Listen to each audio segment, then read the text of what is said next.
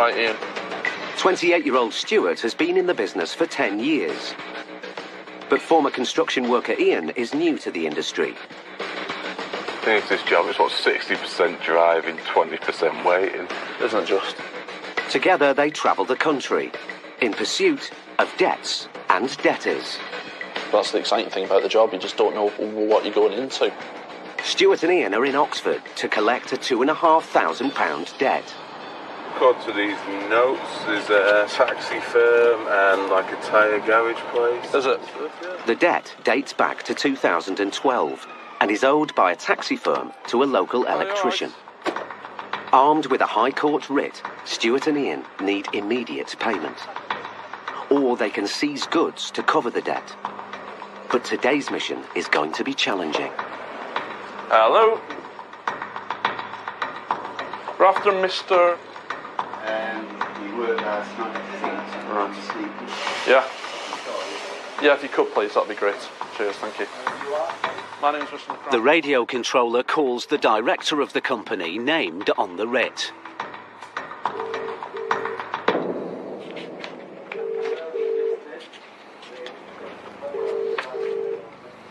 I'll keep trying. Yeah, if you could, mate, please.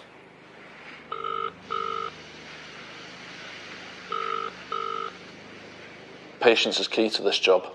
If you start losing your patience, you start losing sight of the goal, which is ultimately getting that situation resolved, hopefully in the way of the claimant getting his money back. How long do you think he'll be?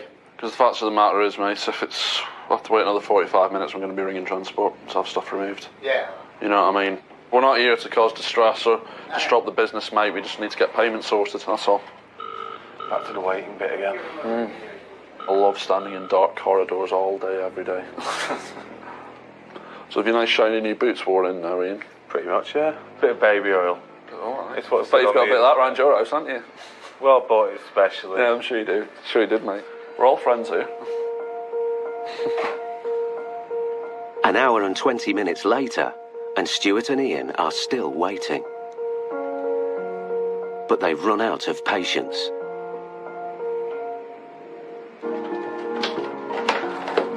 So I'm just waiting for a phone call to see how long transport are going to be, and we'll be getting a locksmith as well to open this door. Has he turned up, has he?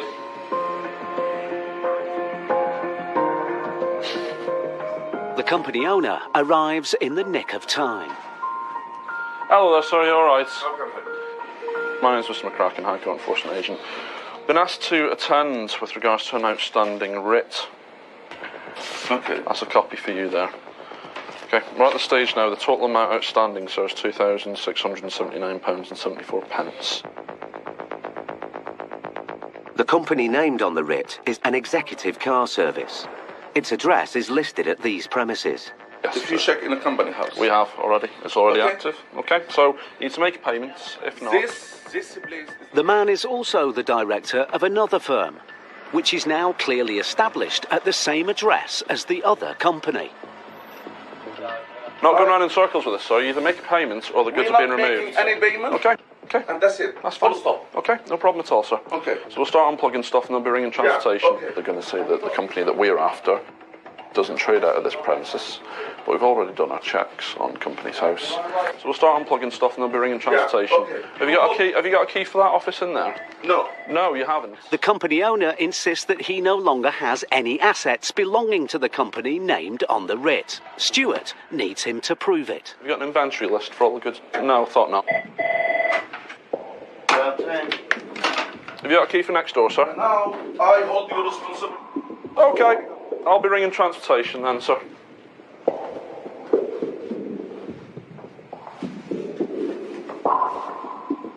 It doesn't look like the man is going to pay today. So Stuart returns to his original plan of seizing assets. Sometimes people will wait right to the end when we're actually starting to remove the goods and say, look, I can pay. And that's what the job's about. It's being patient and playing through that cycle. To make matters worse, there's a problem. Good afternoon.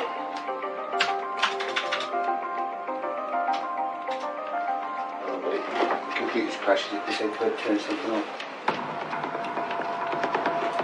Our system's just gone down my channel, sorry.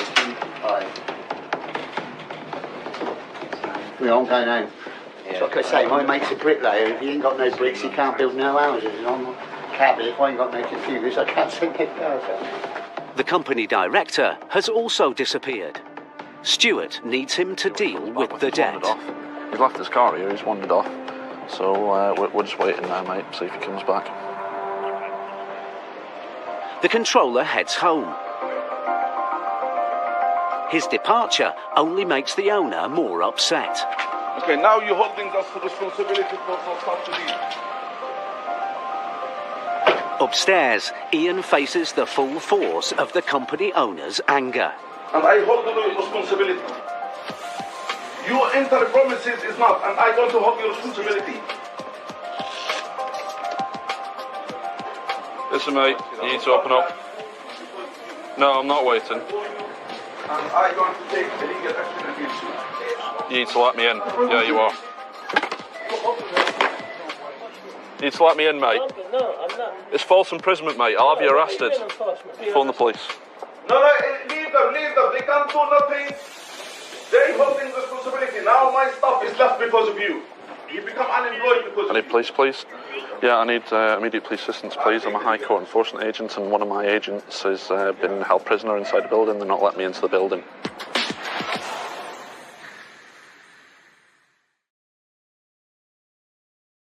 People do panic, and they'll try and use intimidation tactics. So the key in this job is to looking after each other and try and just diffuse that situation as quickly as possible.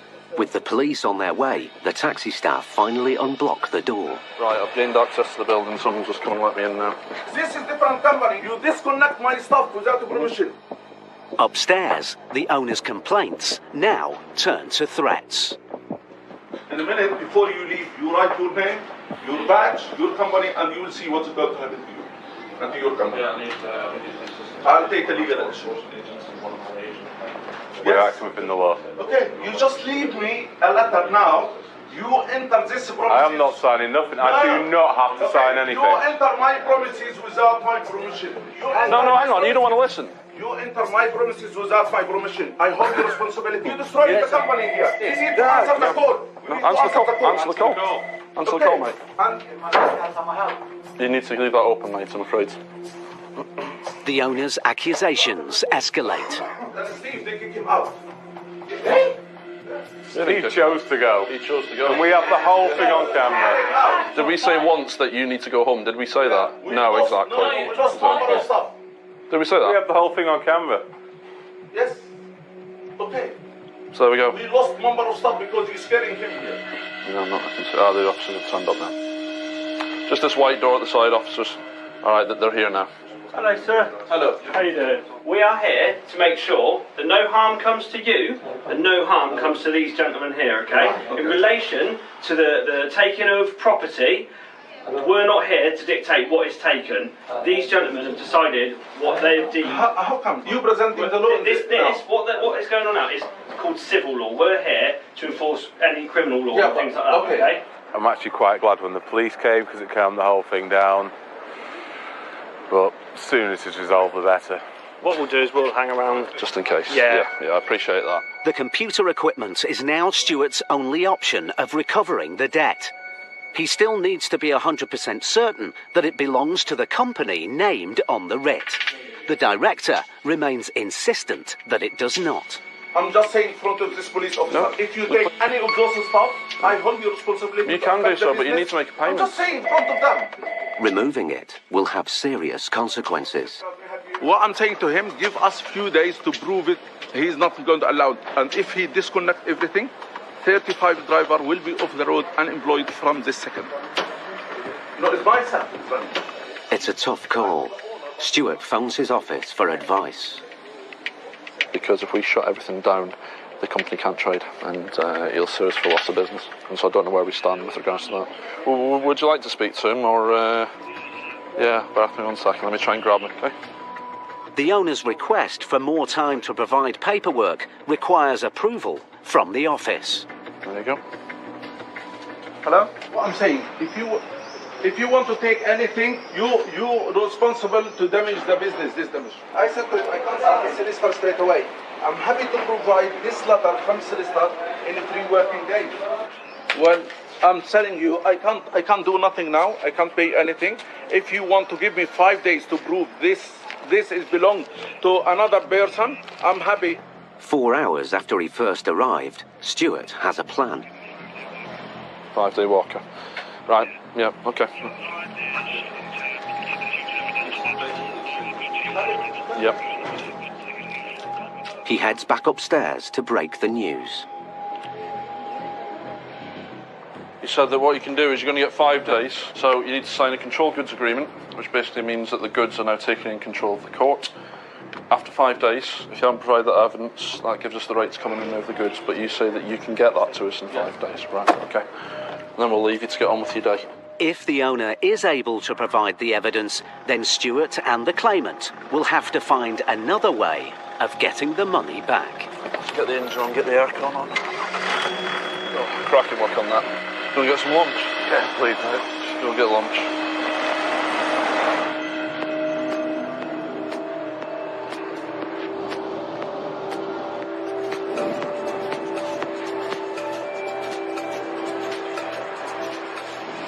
Steve Penner and Paul Bowhill are highly experienced High Court enforcement agents. Hello, sir. We have a High Court warrant here. They spend more and more of their time evicting tenants who can't or won't pay their rent. Between them, they've overseen 400 evictions in the past 12 months alone.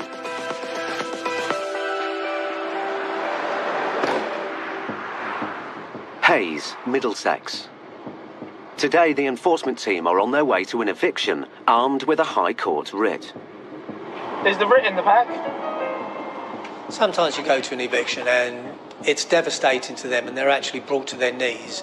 But at the end of the day, somewhere, someone has been wronged. This case will prove to be a real test for everyone concerned.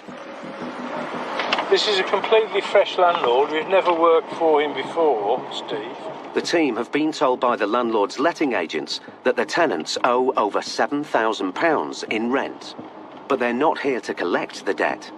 They're here to repossess the property and evict the tenants. The defendant, Rajinder Kumar and Shasi Bala. Most repossessions are enforced by county court bailiffs and take several weeks. But to get the tenant out sooner, the landlords have applied to the High Court. Shall I get out and talk to the landlord? Yeah, please. The enforcement agents have come without warning.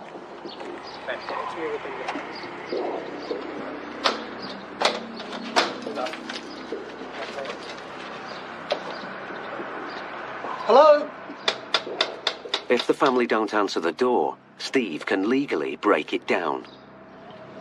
Hello? Would you like to open the door, please? I think someone coming.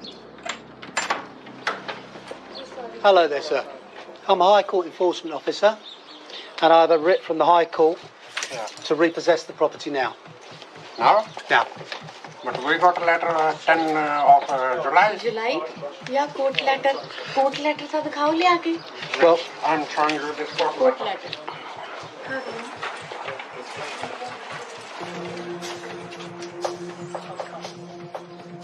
okay. This is from the county court. The county court has told you that the county bailiffs will come in July. The landlord, obviously not being paid any rent, doesn't want to wait till July. Has now proceeded to the High Courts, of which we give no prior notice at all. So if you want to speak to the solicitor, tell him that you have High Court enforcement officers here and we're repossessing the property now. They ask to speak to Steve. So what really needs to happen is they need to speak to the council, or if you could speak to the council for them and arrange temporary accommodation for them. Okay, what he needs to do is get his essentials together so they got something to wear for the next few days, and then we can make arrangements to come back so they can collect the rest of the stuff. But they cannot stay in the property tonight. As harsh as that sounds, that's our instruction. You want to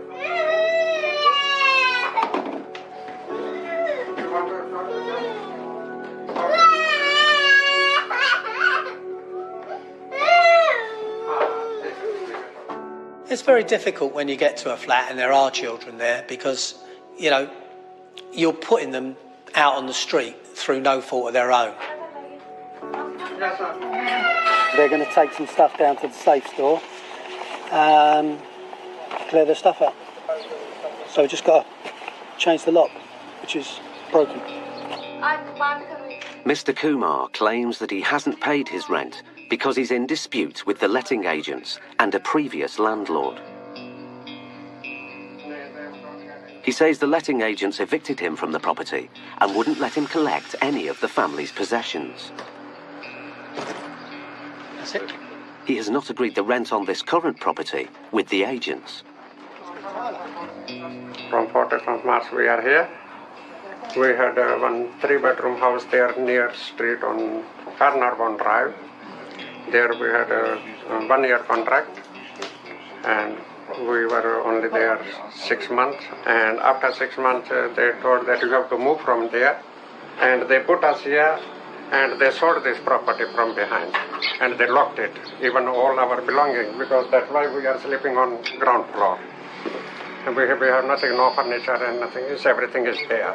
The letting agents have their own point of view.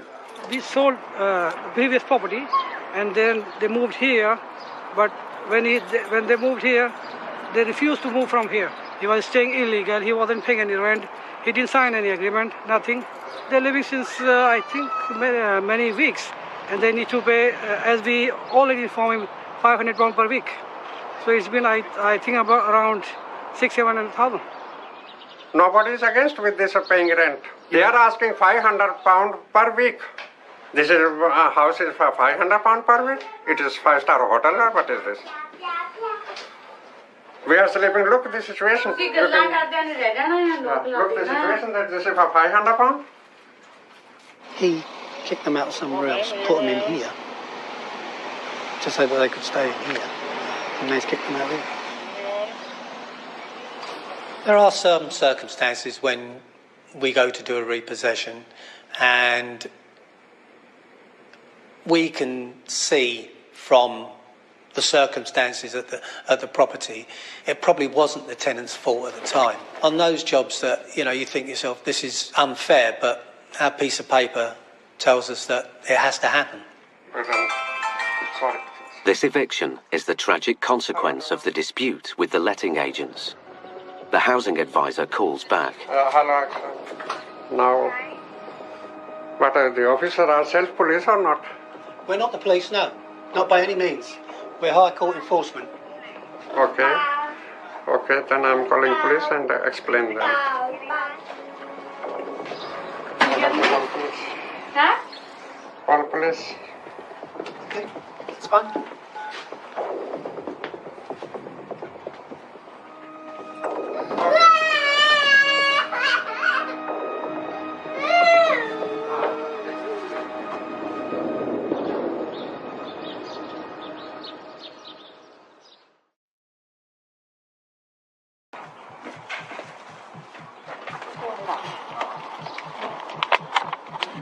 Okay, sir. The police officer is here. Yeah, hello. Hello.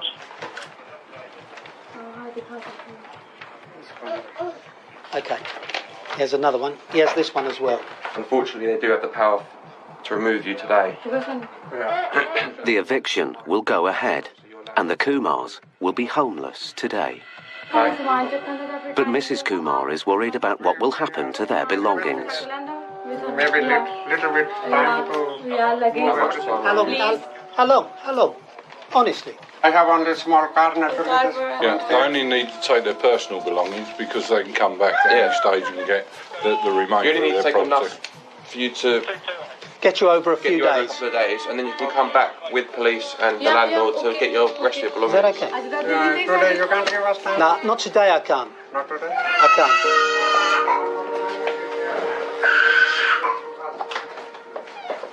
She is afraid that maybe because they did not let us our belongings to take from there. She is afraid from now we are going also empty hand from here, whatever our belonging is, that they will also not give us back. This she is worried about this. Whatever is here is safe. It is on It is locked. No? Oh yeah. Because we don't trust them, the agency. It's safe. It's safe. With no disrespect to you, he doesn't trust you with the key. Or he will again play around by calling his... I have the keys. That's it. That's the only answer. We need to be somewhere else. Sorry, I'm not rushing, but we need to be somewhere else. And that's it. You'll have the keys. That's the end of the story. So we need to give them our phone number. I am the only person with the keys. Yeah. Me. No one else. Okay. Okay. So you need to call me Okay. in a couple of days or something when you're ready to move the rest of your stuff. The Kumars still haven't had time to arrange any emergency accommodation, so Steve calls the council on their behalf. He's been on the phone to everybody. They will need emergency accommodation as well. Yeah. Okay, I'll get a copy of that and I'll send it to you straight away. Okay, no problem. Thank you, bye-bye. We always try and make things as easy as possible for people once the initial upset has gone. We will do whatever we can to help them out. Things that don't physically cost anything, that makes life so much easier for us, and it shows to the defendant that we are actually human and not just there to do one job and that's the end of it. He's going to call you back in 10 minutes. In 10 minutes. He's going to call you in 10 minutes. Thank you very much. We're going to send him the paperwork. We'll email him the paperwork. I hope they will arrange something for today in emergency. They asked us whether we have someone, but we have nobody. I told him that we have only to sit outside, and that's it.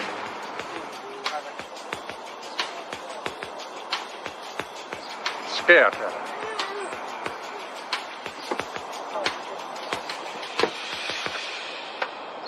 Yeah, great. Yeah, because we got our property back. Yeah, that's great. I wish you good luck from here on. Don't forget, call us, and we'll come and sort your bits out. Okay? Okay, just relax. Okay? Good luck.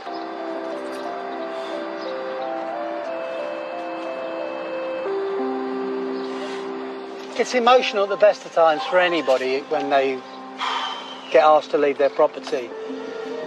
Some people handle it better than others. Obviously, you got to feel sorry for it because, all right, they are possibly in the wrong. They haven't done what they're supposed to have done. They have been evicted.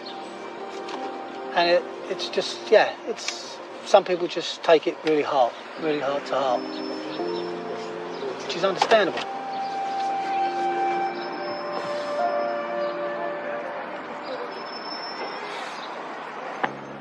Figures published recently reveal that over 1,500 county court judgments were issued every day last year. This amounted to a staggering £1.6 billion worth of debt.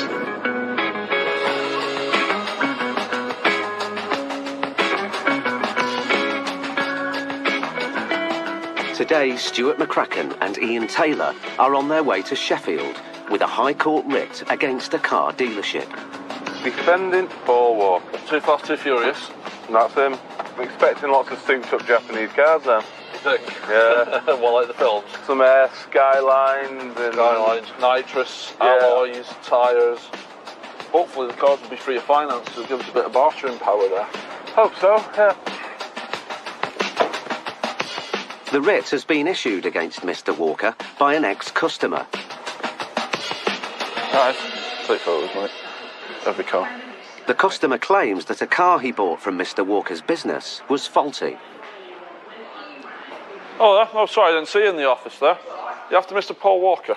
He's not on this site, he's at another site. Right, so you able to get him on the phone, mate? Yeah, of course I am, Yeah. What was regarding? High Court enforcement. All right, Sam. Yeah.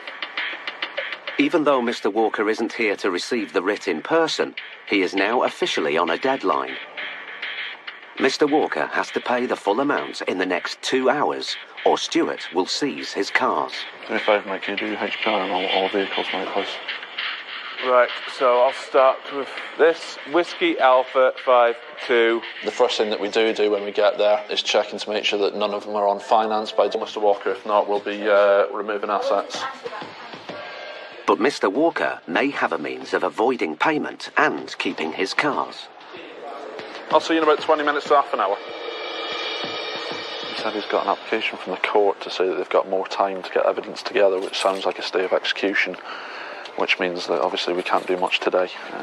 So he says he's going to be down about 20 minutes to half an hour and show us that documentation. For Stuart, a car enthusiast, killing time in a car showroom is a welcome break. It's my dream car, this is. Yeah? Yeah. Always wanted one of these. Always. Yeah. 850, 5 litre. Half an hour later, Mr. Walker arrives with his paperwork. Right. You all right? Yeah. So this is a letter that we've got. We didn't get informed of the court date. Yeah. We phoned up the court to ask advice and say we haven't been informed of the court date. What do we do? They said you send a letter in. Yeah. Yeah. We get the letter. Yeah, no, it's true. That letter doesn't mean anything. All that says is an end for application to set aside the order is required along with the court fee of 50 quid. Yeah, which we got on the 14th, which we've sent back to them, and they said they're going to send us a new court date. Mr. Walker's attempt to appeal the original county court judgment has been superseded by the claimant's High Court writ. Like I said, it's a High Court writ outstanding that's active now, and there's nothing on there to say that it's been stayed. An application to set aside the order is required, so that hasn't been done yet. Which we've sent, yes it has. So you need to phone the court and find out if that application has been received. You need to do that now.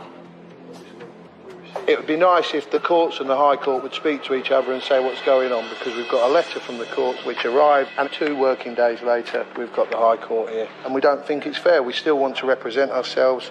We still want to put our case across because we believe we have a case to fight.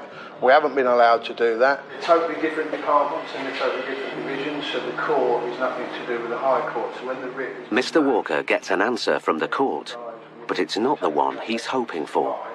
But because it's only a letter saying send an application in, the judge might not set the case aside, so they're still within their rights to take goods. I've spoke to the court and the courts have agreed that what they're saying is correct. There's nothing they can do apart from pay the High Court writ or seize the assets, one of the two, whatever comes sooner. So that's the information that we want to hear. With the clock ticking, Mr. Walker hits the phone. Right, so I'll give you till half 3 to try and get this sorted out. If not, I'll be ringing transportation for the vehicles to be removed. Puts me in control by saying, look, I'm going to give you 30 minutes to try and find some money, and then I'll come back to you. So it can take up to an hour, you know, but that first 30 minutes is key because it gives the defendant time to think to try and raise the funds. Finally, he gets hold of his business partner. Business partner can sort this out. We'll pay this for bank transfer, but he's not going to be back in Sheffield till 5 o'clock. I mean, it can be done over the phone to our office. But like I said, the balance at the moment, the total amount outstanding, £6,002.20. But the amount payable has gone up. Yep. 6,000, because the vehicles have been seized. You get a copy of this. £6,002. Right, so the enforcement fee, what's that sales stage fee for? That's for the vehicles that have been seized.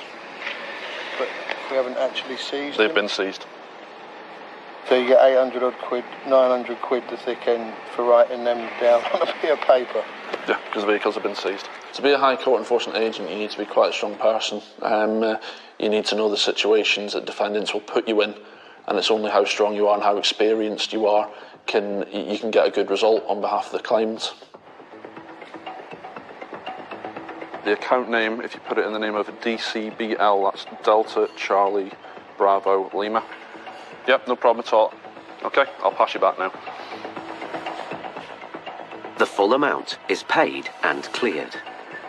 Okie dokie, no thanks, no problem. No problem, take Cheers it easy guys, anyway. thanks ever so much. Cheers guys, see you later. Hey, if you more High Courts, Ian, I'll be cruising around in one of those. Anyway, off to Congleton.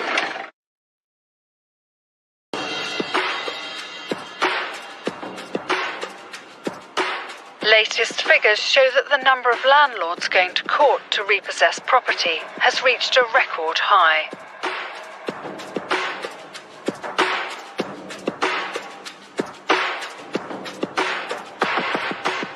High Court enforcement agents Paul Bowhill and Steve Pinner are in Nine Elms, London, to take possession of a flat. The landlord has refurbished the building and wants to increase the rent. Paul and Steve have already evicted some of the tenants. And today, it's the turn of the last remaining tenant. Hello.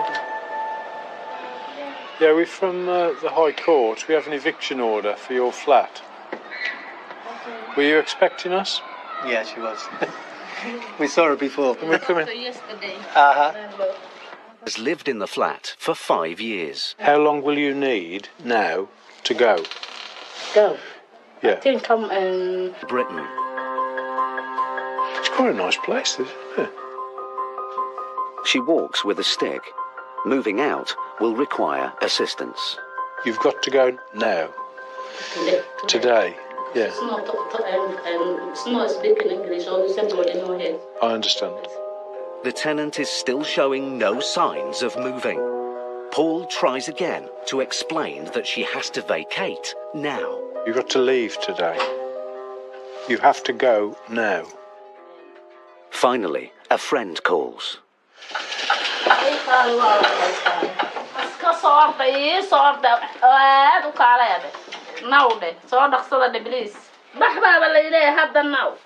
But it seems that the tenant has understood some of what Paul has been saying.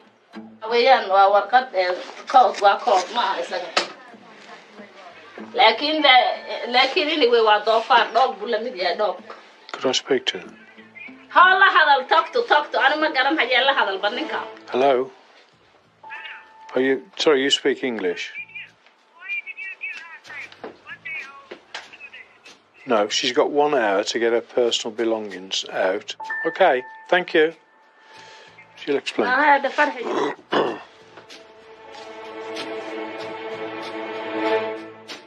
The tenant is now homeless. She must apply to her local council for help. The entire system is geared up to rehousing people like her.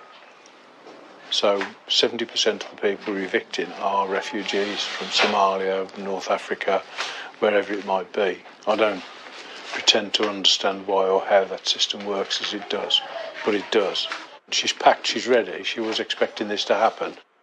It's like Alice in Wonderland, really. She'll go to the council, they'll find her emergency accommodation. Hopefully they've got interpreters there who speak Somalian. 20 minutes later, the tenant's friend, Fozia, arrives to help. Fozia insists that the tenant is too frail to move all of her belongings out today. If you give her a key, she can come back. But she's wearing her stuff. Sorry? She's wearing her stuff. Can you give her a key, please? No, she's got to leave now. She will have to telephone... But she's sick, even she can't walk, you know that? Huh? Before she moves, you have to give her every 2 days, 1 day. She's had court papers. Well, then she needs to go down to the council. You have to give her notice. No, we don't. There is no notice. Why? Because this is from the High Court, not from the County Court.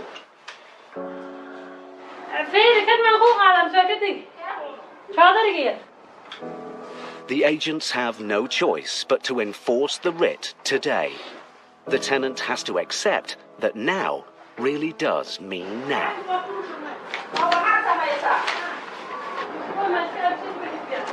It's the old story here. The longer you give them, the longer they'll take. They want 3 o'clock for a reason.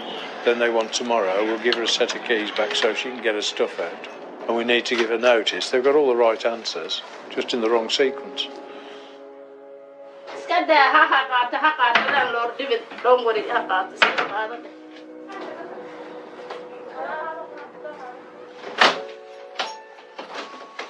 Oh, look at that. Is that a master locksmith or what? Let's just go and G this process up. How long? 5 minutes? Give her 20 minutes. No, we want to be gone in 5 minutes. We've been here for an hour. Please 20 minutes. Obviously, you have to understand that there is a language problem. The other lady tends not to speak much English.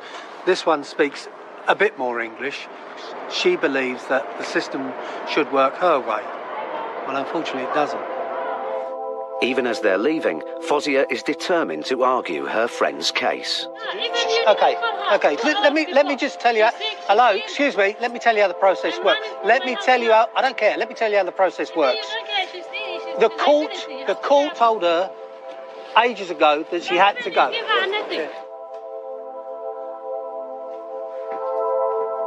You okay, my love? Thank you very much. Bye-bye. You take care. Be lucky. Yes. You should be luckier than you are today. After fleeing from war-torn Somalia 5 years ago, the tenant's future is once again uncertain.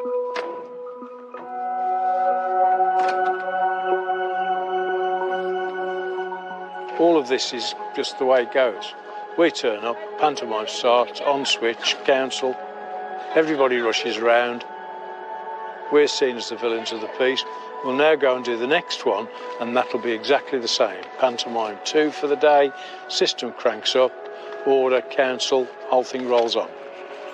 And the only downside to this, if there is a downside, is that we've had a language problem here, which we can apologise for. We don't speak Somali, but 70% of the people we're evicting are people in circumstances like this. High Court enforcement agents Stuart McCracken and Elmore Victor are on their way to the north of England with a writ to collect just under £5,400 from defendant Mr. Feroz. But this isn't the first time Vic has visited the address. Been to this one once before, right, and met a man outside the property. As I stopped, he came walking out, got into his car, introduced myself, and he said, no, mate, it's my brother. Twin brother, of course. Of course. Twin brother. Yeah, twin brother, exactly the same name. The reason why we're going back is his brother never contacted me, and he was seeing his brother that day. Right. Vic is suspicious that the man he met on his last visit is in fact the defendant, Mr. Feroz. Today, he hopes to get to the truth. So you never know who opens the door today, you see. It might be the twin brother. Different adventure every day, Vic. Just tell you what. Oh, well, yeah. We all have a twin brother somewhere. One of the most common lies I hear is, it's not me. He's not here. If I had £1 for every time I've heard that, I wouldn't need to do this job. The agents are on the lookout for the car Vic saw the man driving off in on his last visit. See how it's a white Merc? C220. There it is. Oh, aye. That's the car.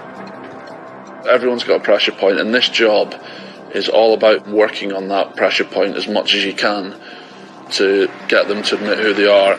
In my opinion, it's the best part of the job. I'll get a clamp on it, eh? Yes, if you could, sir, that'd be good. Vic has already done a DVLA check on the car, which showed that it belongs to Mr. Feroz. He hopes that clamping it will prompt the debtor to pay up immediately. But first, they have to find him. Well, total amount is $5,389.95, and that's a no-name plate. I reckon it's worth £5,000. Well, it'll be worth removing it. Let's put it that way. The reason why we clamp a car is because it's a huge asset that can quite easily be removed without getting inside the house. It also creates a scene to the neighbours, and I wouldn't want my neighbours to see an enforcement agent clamping my car. It's embarrassing.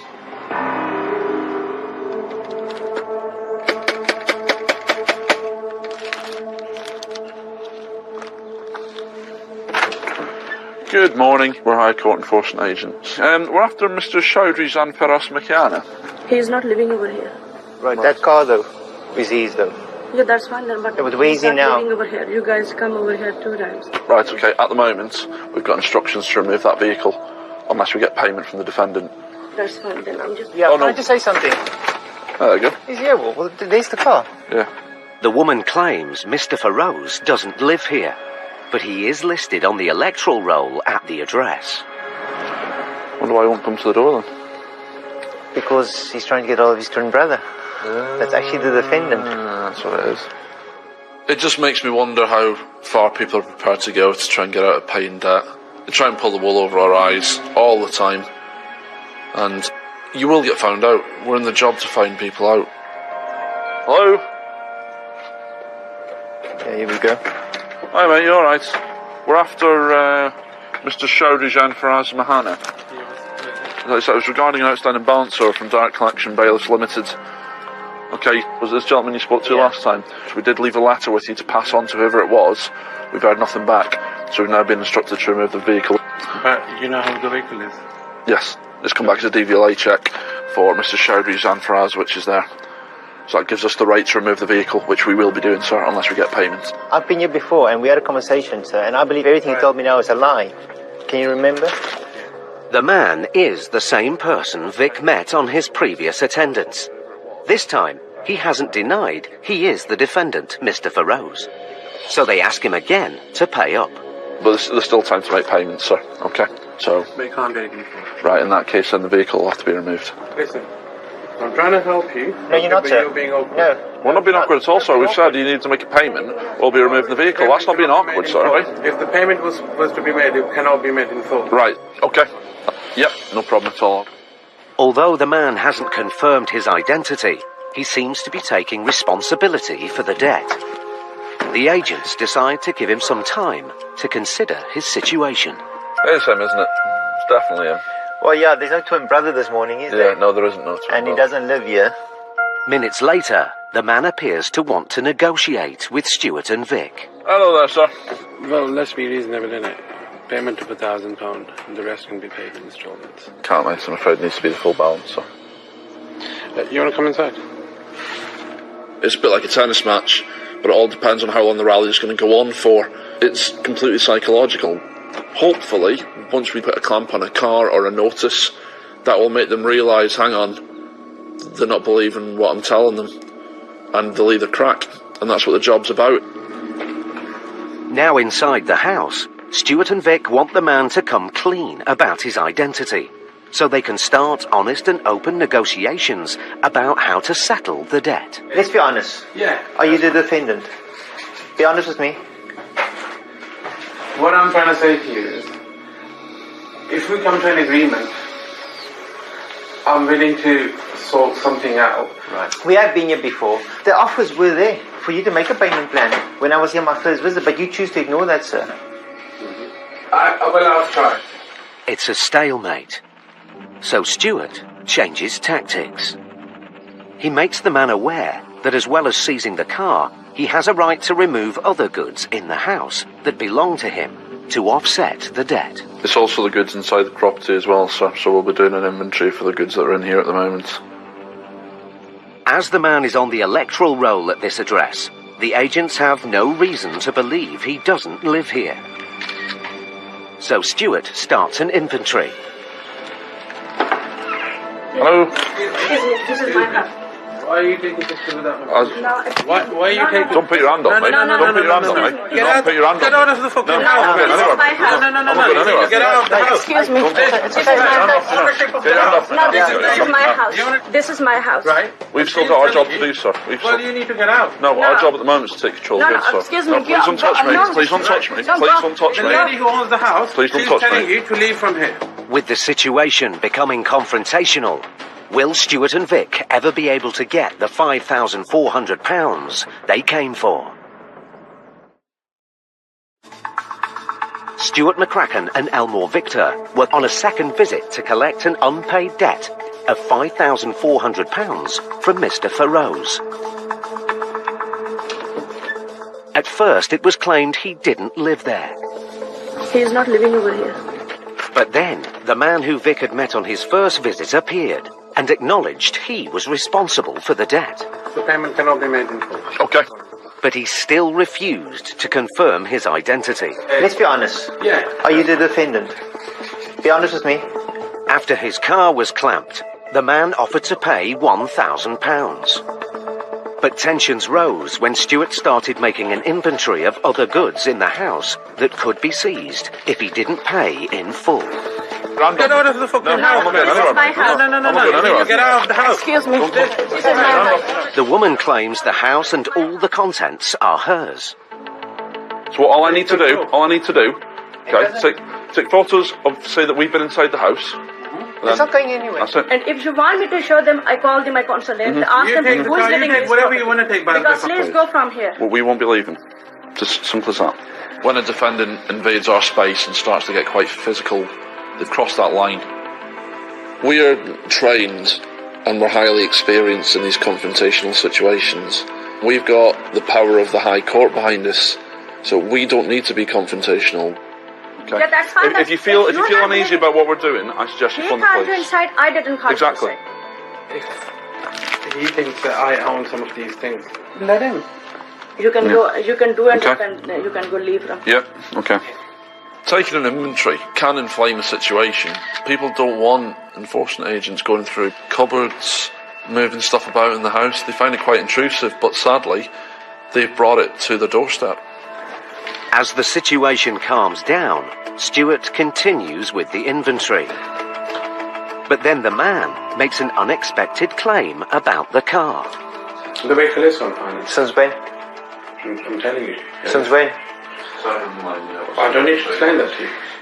The agents know the car belongs to the defendant, but if it's on finance, they won't be able to seize it. Stuart calls for a vehicle check to see if the man is telling the truth. I'll just go and get the registration number, one sec. Can you just do another HPI on the vehicle? It is. It's free of finance, Vic. Yeah, it's free of finance. So you need to stop playing games, sir. Simple as that. When somebody's being continuously evasive and giving us the runaround, it makes us more determined to get a conclusion. We're there to be as determined as possible. We know all the games that they play. This is how we do the job. The agent's patience has run out. With no sign of payment and no assets in the house worth taking, their only option now is to call a recovery truck to take away the car, estimated to be worth £5,000. He's blatantly lied again, saying it was on finance. Just frustrating. But if they want the car to go, the car will go.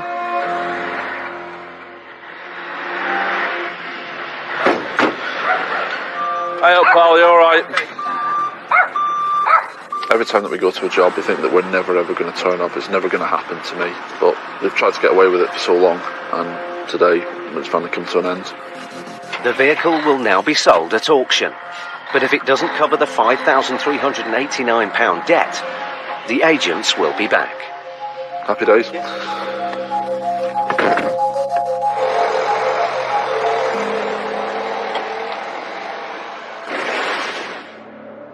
Stuart and Vic have got the result they needed, with an evasive debtor.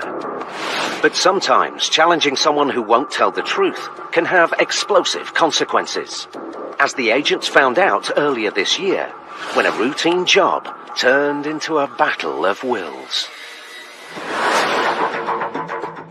In this job, you're going to come across all walks of life. Some people are going to be truthful and honest. Some people are going to be barefaced liars. If somebody wants to lie to me, it makes me feel better once I found them out. Stuart McCracken and Elmore Victor are in Liverpool to serve a writ on sole trader Michael Burton. Mr. Burton, a mechanic, owes just over £2,700 to a former colleague. Right, this is Delph Lane. We're looking for M&B Motors. There is a garage at the address they've been given, but it's now called Delph Lane Autos. Can I ask Eagle Plant Repairs if he's ever heard of this guy? So the team ask a neighbouring business for help.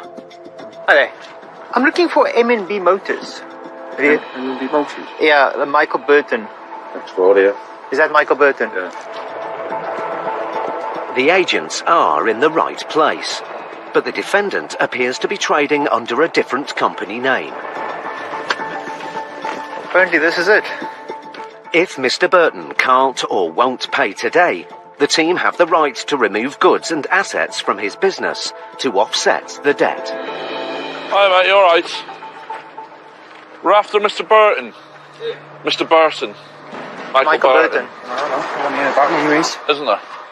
I've had confirmation that he is here. He's not.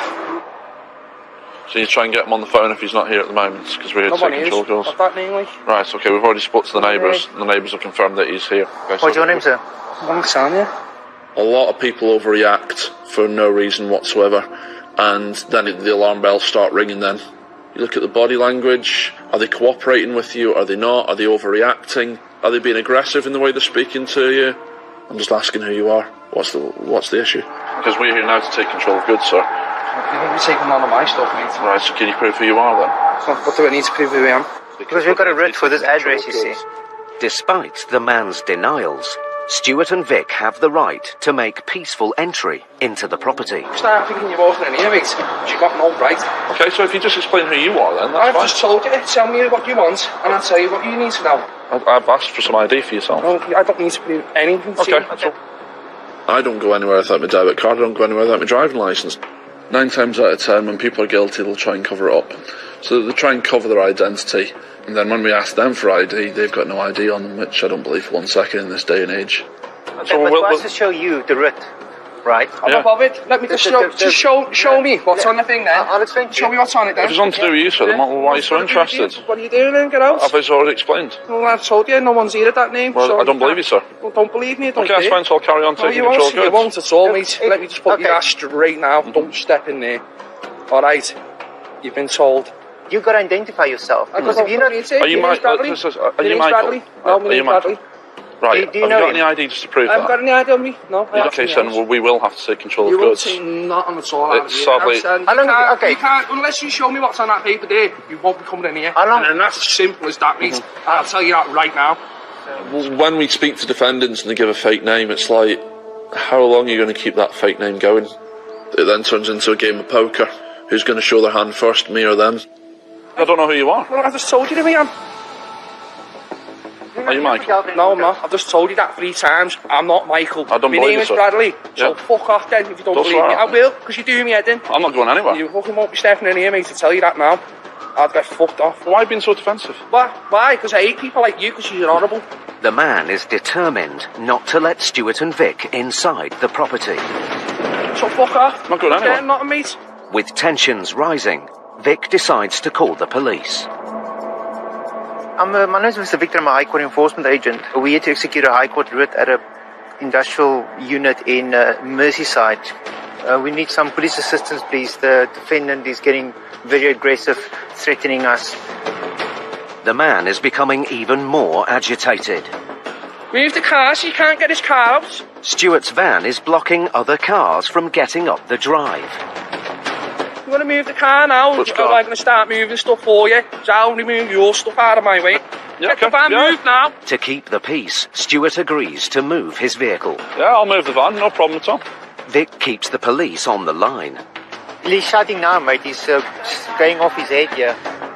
But as Stuart moves the van, the man decides to take action of his own.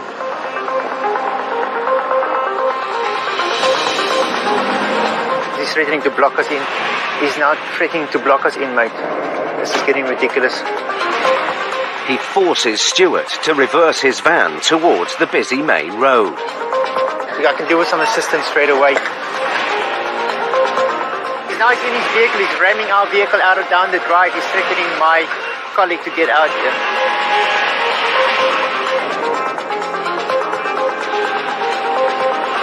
A straightforward debt collection has turned volatile. With the man's aggression escalating, Stuart and Vic have to act quickly to contain the situation until the police arrive. He's trying to. I'm on my way, mate. Don't touch me. Don't touch me.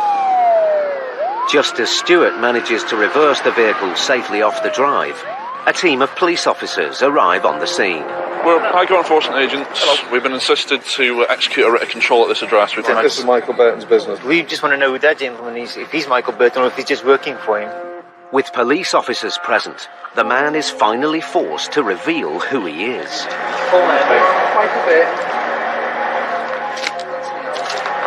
Michael Burton. What? What's your name, mate? Doesn't matter, does it? Yes, of course it does. Michael Burton. Yeah. Do not tell another lie. I'm not lying to anyone. You've been lying. You just lied to me. Do not lie again.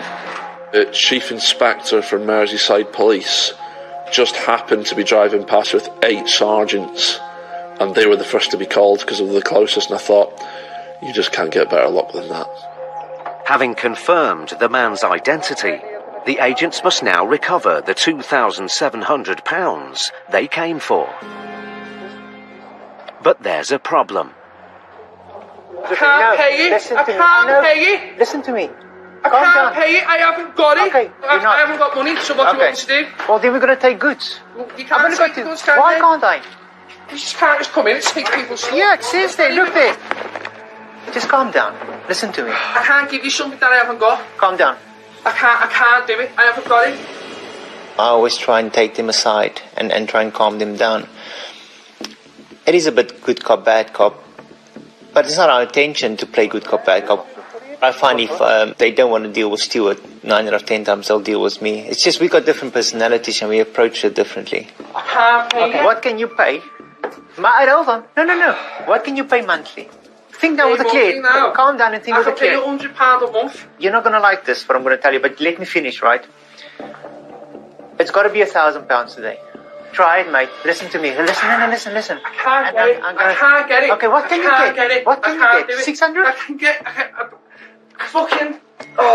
What can you pay? 200 a month? I can pay £200 a month. No. I can give you 600 quid, but you aren't taking nothing today. Okay, listen, please. Listen, okay. Michael, I'm listening to you, okay? And I'm all right with that. I'm going to make a phone call now. Michael has finally come up with an offer. But if the claimant decides it's not enough, the agents will have to seize items from the garage. Hello? It's Vic. Vic calls the office. While he's on the phone, Michael's parents and wife arrive.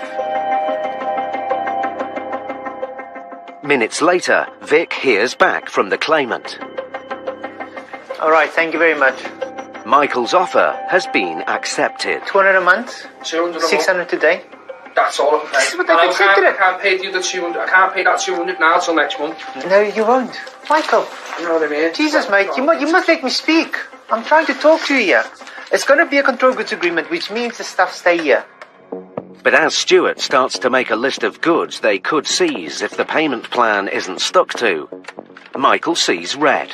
Again. Michael. Hey, mate, stop all round the garage and pay listen. Get him down.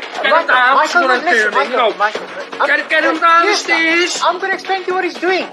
I'm going to give you the money what you said then, mate. I'm going to give you the money. Get out of the garage. Michael's mother steps in to calm her son down.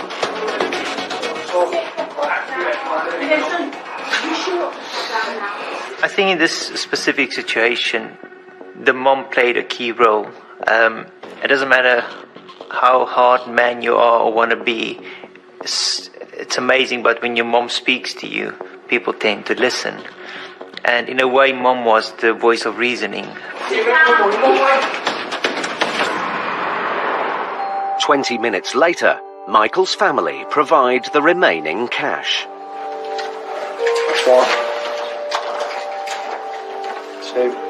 The agent's perseverance has paid off. Told you, mate, you can kick and scream all you want, can't you? Yeah. End of the day, you're going to start paying. Still get the cash, don't we? Yeah. That job sticks in my mind the most, simply because he went to such lengths to cover up who he actually was. There's just great satisfaction when we've got our man. Stuart and Vic stood their ground in a volatile situation. But in Brian and Dell's next case... he owes £151,000, 183. 150 grand? Bloody hell. They meet a man desperate to avoid one of the biggest debts the agents have ever had to recover. We will take this van. The number of people who owe money to family and friends is on the rise, with the average amount owed now exceeding £4,000. Debts such as these cause damaged relationships and breakups.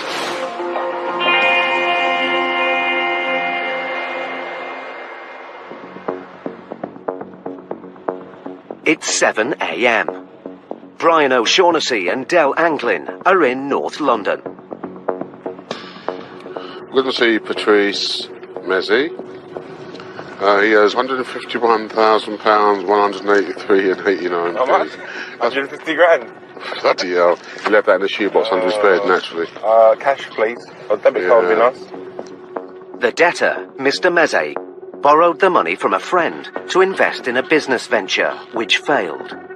Now, the friend wants his money back. He's going to be so glad to see us this morning, isn't he? Yeah. If Mr. Mezzi can't or won't pay today, the agents have the right to seize goods and vehicles to offset the debt.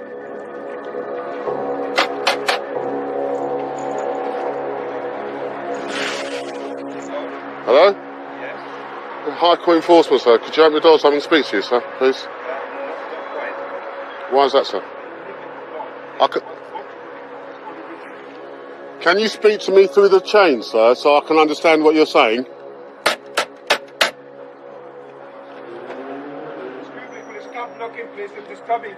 Sir, I still cannot hear you properly. When a debtor doesn't want to engage with me in any way, shape or form, and they don't want to assist you, it's very frustrating. So you change tact and try and reason with him another way. Hey, it's just being evasive and difficult. I'm going to make some inquiries, yeah? With Mr. Meze refusing to open the door, Brian changes strategy and approaches the neighbouring property. Hello, sir. How are you? Sorry to disturb you. I'm making some inquiries next door. Do you know what he drives? He's got a van over there. Is that his van there, is it? So it's the people carrier, lovely. Thank you for your help, really appreciate it. Neighbour's confirmed that he's got a vehicle over here, it's a people carrier on his van. I'm just going to move the van over there, block it in. Brian blocks the van in the hope that this will prompt Mr. Meze to open the door. But there's still no sign of him. Look, sir, right, we've identified which we think is your vehicle, sir, and we're about to remove it if you don't want to speak. He's coming out, is he? He doesn't want to come out. Huh? Would you want to talk? Which is this? If you had 150 grand? If the debtor becomes obstructive, difficult, non-responsive, we just have to find the right buttons to push to make them come out. We understand that people don't want to talk to us or deal with us, so you just have to take a different action towards them. The agents have been at the house for half an hour, but Mr. Meze is still inside. But with a writ to recover £150,000, Brian and Dell are prepared to wait for as long as it takes. Let's play the game. Let's let it for a little bit. Not know why he's been so silly. Moments later, Mr. Meze finally emerges from the house. Hello. How are you? Yeah, how are you? Yeah. Now, we're not here to be difficult with you in any way or form. We understand the behaviour. We understand it. What's it all about then? I know this gentleman. I'm his daughter's, father. Exactly. He believed in me, in my idea. Invested. Well, we kind of invested. Yeah, and obviously business folded. You know, the usual thing that happens. It's a lot of money, isn't it? You know, most of it's interest. How long ago did you lend it? More than 15 years ago. Well, there you go. So that's why that's accumulated so much interest. It seems that the original amount Mr. Meze borrowed was £80,000. But after 15 years' worth of interest, the debt has now almost doubled in size, and the case needs to be resolved today. How can we get this sorted? Well, I mean, I don't have anything. I don't have any assets. I don't own anything, basically. Have you got goods in your house totaling 150,000? Of course not. Let me explain what's going to happen then, right? I've tried to be half reasonable with you. We will take this van. So it really is up to you. Listen, the car is not my car. It's on finance. Yeah? Have you got the finance agreement? So if it's on finance, that's what I just asked for. I'll take while to look for it. Okay. Yes. That's what I'm saying to you. Got the document. I'll go bring whatever. Please. If the van is on finance, as Mr. Meze claims, it can't be seized. But the agents need proof. Moments later, Mr. Meze leaves the house with a child. Hello. How are we doing? Couldn't find the last certificate of insurance. Okay. Yeah. Set a date. When it expires. Set a date. Oh. The paperwork isn't a finance agreement, but an out-of-date insurance document. Well, the company that I'll say to you is Renault Finance. You're paying for this on a monthly basis. Okay, we're going to do some checks on the vehicle now. Yeah. I have to, sorry guys. I mean, I need to take my. Okay, it's fine. Go. While Mr. Meze leaves. Morning, Brian. HPI, mate. Afternoon. Yes, please.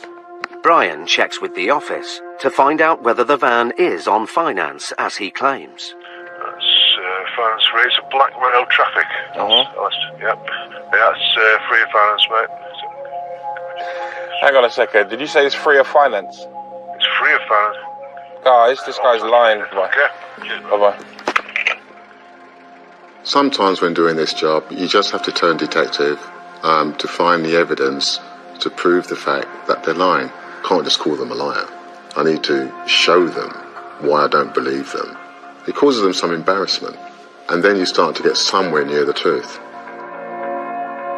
40 minutes later, Mr. Meze returns. Hello. Hello, Patrice. Further inquiries have shown us that the vehicle's not on finance, right? There's no finance attached to this. There is. Okay, now, please listen to me. That's fine. As a consequence of that, right? Yeah. We're going to remove it this morning. The van is an asset the agents can now seize. But valued at around £3,000, it's only a fraction of the £150,000 debt.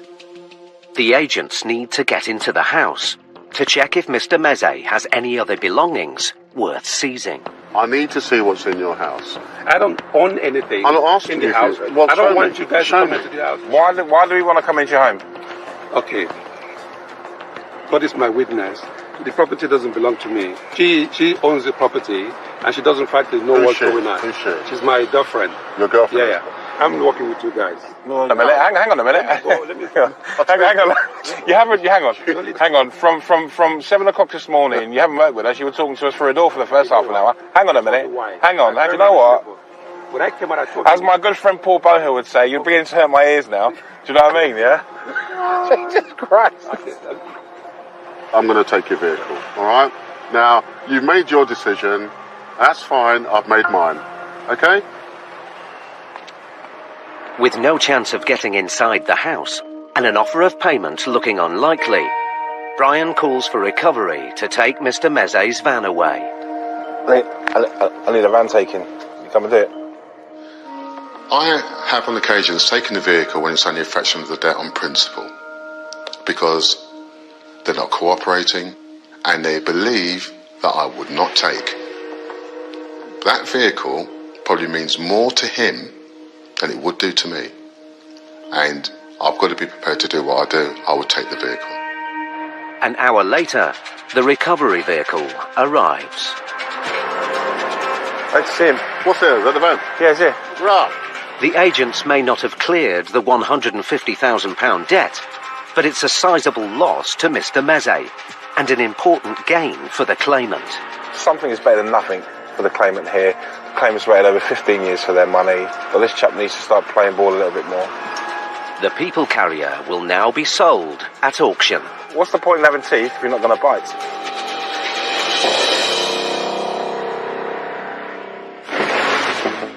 Years of training help High Court enforcement agents deal with people who won't cooperate.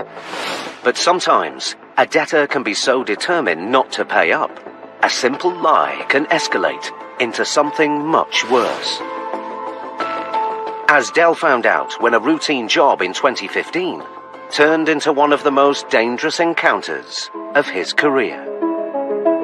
As High Court enforcement agents, dealing with someone that's unpredictable means your skills are stretched to its limits.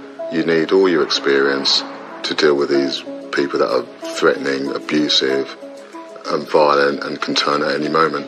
What's next job, Del? Yeah, it's Mr. Carmelo Petix. Del Anglin and Kevin Stokes are heading to Herne Hill in South London with a writ for an unpaid debt of £5,500. There we go, that's one. It's immediately clear that the owner of the property might not want visitors. Large dogs may be running free. He's got CCTV. In that part of London, you don't always see security gates with cars behind it. It just makes you wonder what type of person you're actually going to meet.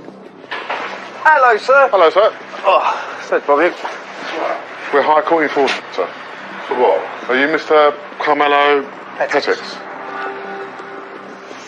What is that for? Carmelo Petix. Yeah, but what is it for? Is that you, sir? No, he's not here. Okay, do you know where he is? Yeah, he's in Dubai. Okay, would you give him a call for us, sir, please? There's 4 Dobermans in here. Yeah, no problem, sir. So don't come in here because there's 4 Dobermans in here. Fine.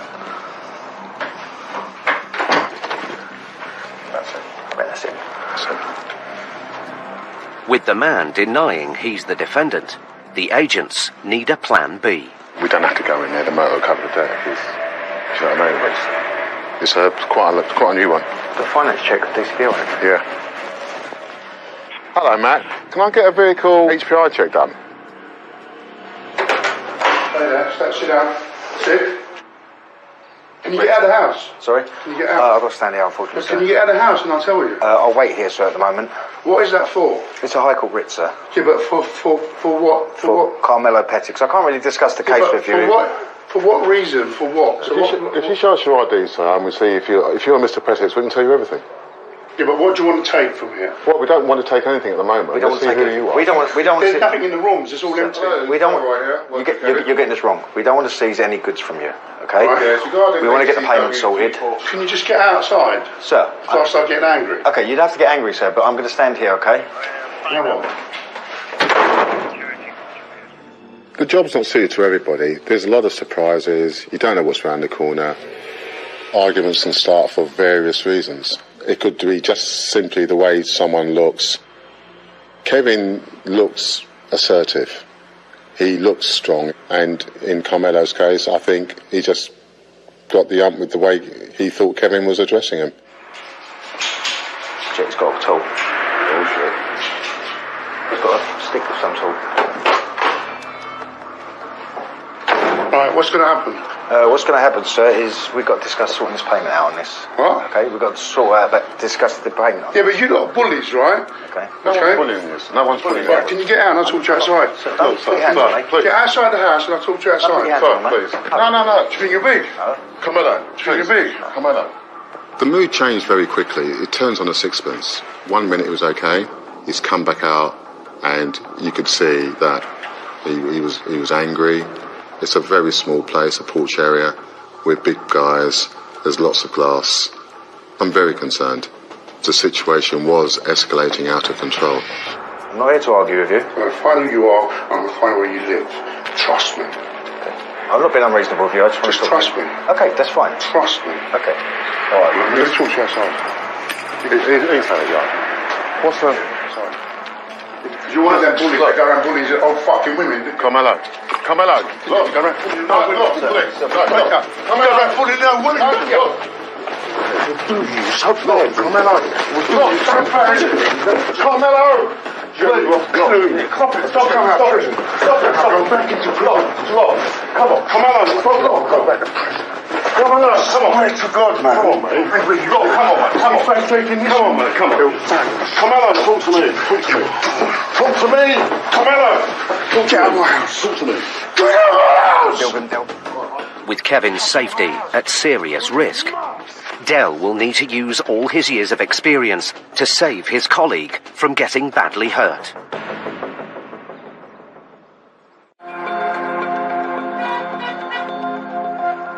Right, what's going to happen? Herne Hill, South London.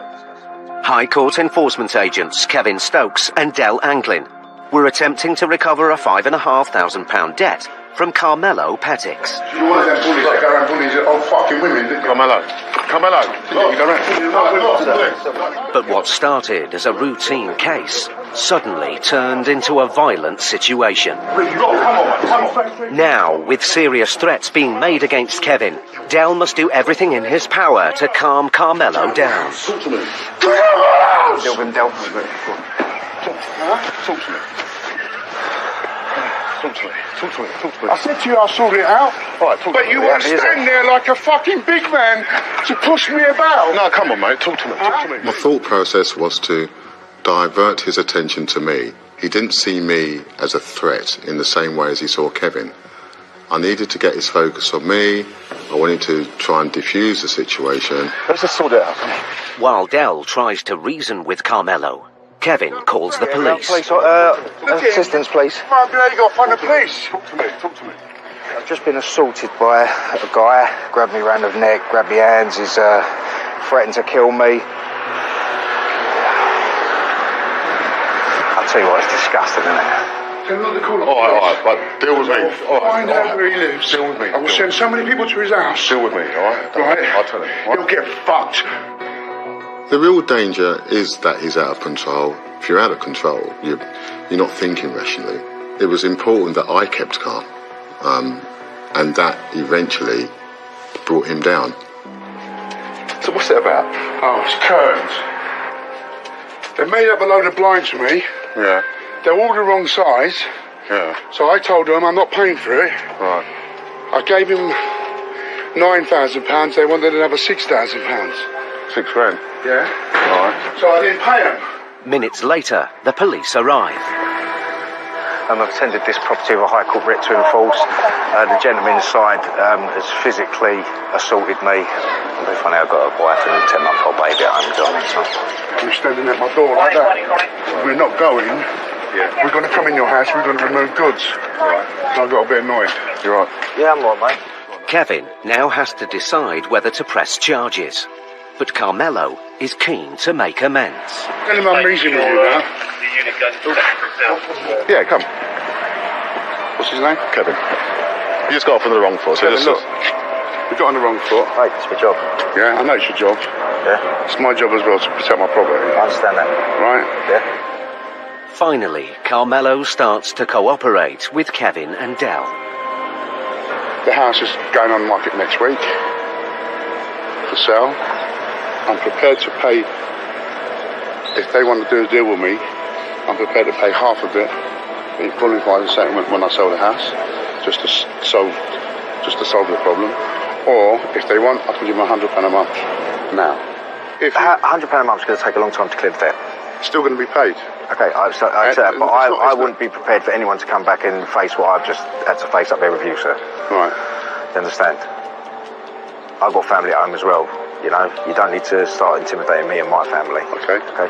Right. So, what I'm looking to do today is take control of the goods if there are any goods in there. If there isn't, then we'll have to go down another route to try and get this money. Kevin and Del go into the house to look for assets they could seize. It's a weapon. That's the thing they have behind the door. It's pretty empty. But with nothing to take away, Kevin calls the client to try and come up with another arrangement. What he's saying is the house is up for sale and that he'll settle in full when the house is sold. The client is prepared to do a deal. Right, we've got a resolution for this. What they've said is they want a written undertaking from your solicitor to say that this debt will be paid when the house is sold. But they're going to set you up on £100 a month until that happens. Kevin decides not to press charges. The team's work is now done. This case will always stay with me because of the level of anger that came out of nothing. This guy is like a volcano. You never know what you're going to come across and what's going to trigger people. You're right, mate. What was that all about, Del? I don't know, mate. What's that guy? Their way to Fulham, West London, to recover a debt of almost £8,000 owed to a firm of accountants. OK, Max, we're in Putney now. Where are we off to? But this will be no ordinary job. The debtor is a well-known personality. He's famous for being on I'm a Celebrity, Get Me Out of Here. He was also sent to prison for fraud. He had a fleet of Ferraris, and he actually hid some of them. Why? To claim on the insurance, and got a huge amount of money, and then he was found out and sent to prison. The debtor is Lord Charles Brockett, and Steve and Max are on their way to see him at his exclusive penthouse apartment. So, yeah, I will ring the bell for the concierge. Hello. Good morning, sir. We are High Court enforcement agents here with the High Court writs. Right, come into reception. Lovely, thank you very much. The agents are buzzed in by security. They've got some penthouse suites up there.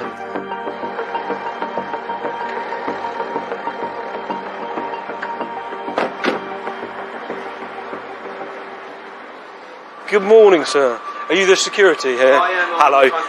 Not a problem. My name's Max Carahan. I'm a High Court enforcement agent. I'm here with my colleague Steve Pinner. We've got a High Court writ for one of your residents. Who? Mr. Brockett. Mr. Brockett. Can you mind if I give him a call? The security guard calls up to Lord Brockett's apartment. Is Charles there? Oh, they're away. I've got people here from the High Court. Yeah, 1 second. This is the family. Yes, not a problem. Hi there, who am I speaking to? I understand it's not a convenient moment, but unfortunately we're commanded here. We shall explain that when we're upstairs. Cheers, bye. Thanks ever so much, sir. It appears that Lord Brockett is away and that his mother and stepfather-in-law are staying in the flat. But the agents have the right to remove goods to offset the debt, even in his absence.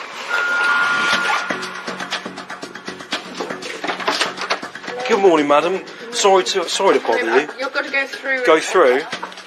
But as Steve and Max enter the flat, they're in for a surprise. The apartment is crammed with valuable antiques and artwork. When I walked into the flat, I thought I'd walked into an art gallery. I mean, there was very few spaces where there wasn't a picture or a painting or something. It was just crazy, phenomenal for where we were. The agents have all the leverage they need if Lord Brockett can't or won't pay. But now Max needs to find out where he is. We're here for Charles Brockett. What's it in connection with? We're enforcement agents. We have a High Court writ here. Against him? Yes. Where is he at the moment, sir? They've gone to Cuba for a fortnight. Oh. Yes, they went yesterday. Ah, okay. Would it be possible to get him on the phone? They've got mobiles, yes. Excellent. So, what do we need to do? Give you his mobile? If you get him on the phone for me so we can speak to him, I think that's going to be the best option. At the moment, it's 3 o'clock in the morning. I understand that Lord Charles is travelling and on holiday, but he has a High Court writ that he needs to pay. If not, we'll be removing goods, and we don't want to do that. Well, I mean, how much do we have to pay? Can we pay it? I need to confirm with him that we can speak to you about the details. It's not me being difficult. No, okay. Well, we can try and get it, but we'll be waking him up now. Sure, it's just the Data Protection Act we can't say. No, that's all right. So, thank you. The debtor's mother-in-law gets him on the phone. Charlie, Diana. Good morning. Sorry to wake you in the middle of the night. I've got some gentlemen here from the High Court who need to speak to you. So I'll pass you over. Hello, sir. Is this Mr. Charles Brockett? Yes, it is. Yes, speaking. Hello, Mr. Brockett. We're enforcement agents and we've been sent here with a High Court writ. Right. We need to collect a balance of £7,666.42 at this moment in time. Is there any way you're able to pay that, sir? Not at the moment, no. Not at the moment. Could you just confirm that you are not going to pay this balance? Yes, sir, I'm not, because the judge has asked me to ask for it to be set aside. It seems Lord Brockett has applied to have the case set aside. But as the application is still being processed, the High Court writ is active and must be resolved today. You were saying about possibly removing some goods from here? Yes. Yes, but none of this stuff belongs to Lord Brockett. Okay. Yes, certainly.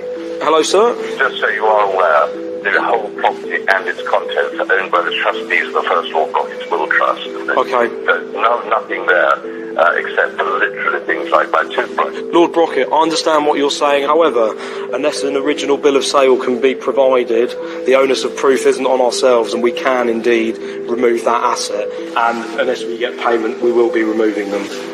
Okay, I'll ring Axel now and then come back to you. Not a problem. Thank you, Mr. Lord Brockett. Thank you.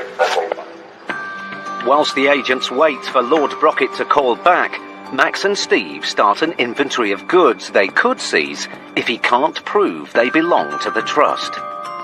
The assets of that property are unbelievable. And for the agents, the flat is a gold mine. What do you know about art? I know that it's in a gallery. Steve, I know nothing about art. Unsure of the value of the paintings, Max and Steve turn their attention to the antiques. Ink pen set? Silver. I'm seeing these assets that look like they've been in a museum for many years. It shocks me. I've never seen anything like that, and I've been to some nice places. It was one of a kind.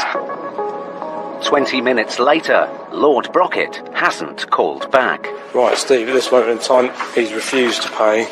I think we'll get some contractors down. But then the security guard arrives, together with Lord Brocket's son. I spoke to him, and legally he said you've never got 7 days notice or something, and legally you can't be taking anything out of the flat. Notification of enforcement has been sent here. You can't just take stuff, surely? Yes, I can. I'm an enforcement agent. Just then, Lord Brocket calls back. Okay, so can I now tell you? Yes. We've got 2 gentlemen there. I've checked with council. Yes. They've asked you to leave the building. They are allowed to use whatever steps are necessary in law. Excuse me? They told you. Right, so you're saying that they can use force to remove us from the building?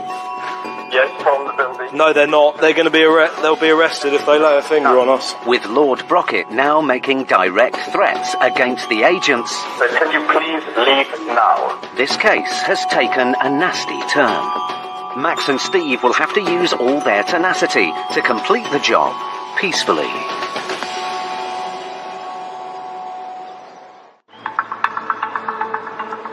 Max Caraher and Steve Pinner were in West London to recover £8,000 owed by Lord Charles Brocket. Good morning, madam. You've got to go through. Go through?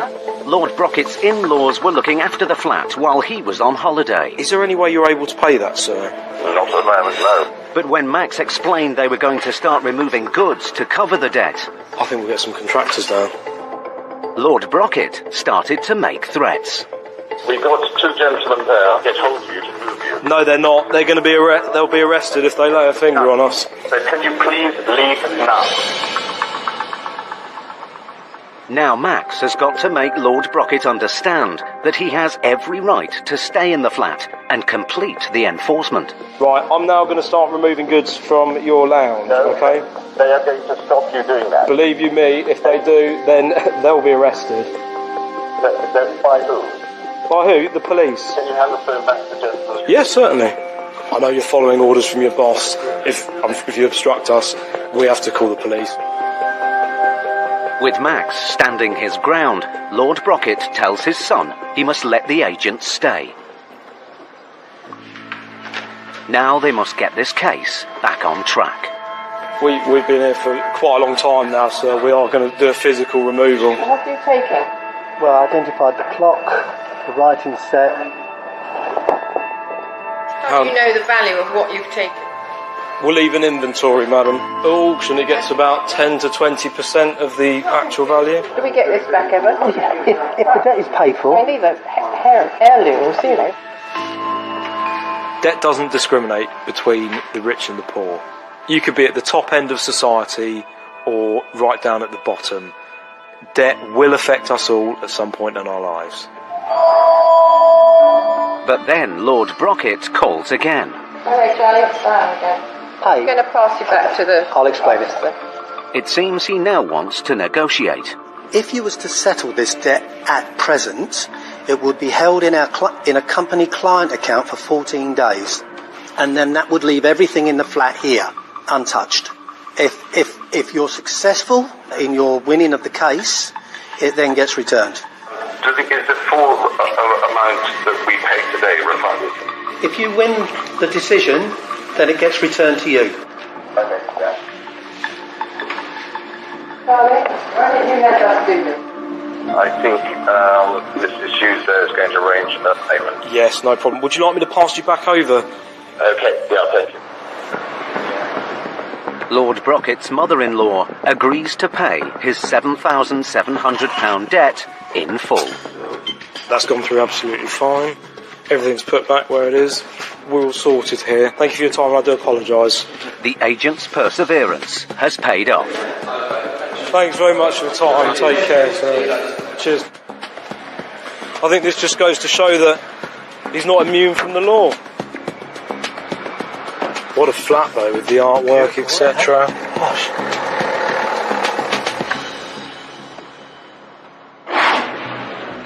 Latest research has revealed that more than half of Britain's small and medium-sized businesses are suffering from late payments. over 20% of firms are owed over £25,000, while 40% have experienced cash flow problems as a direct result of unpaid invoices.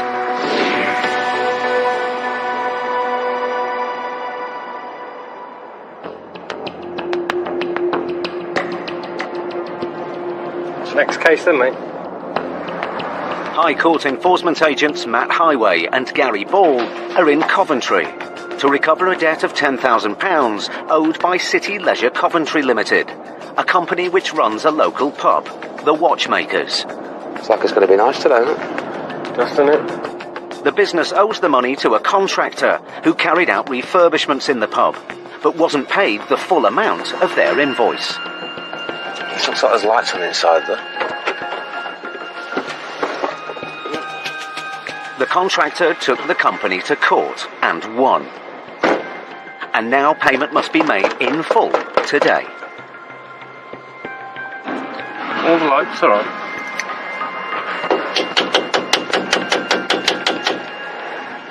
No? No.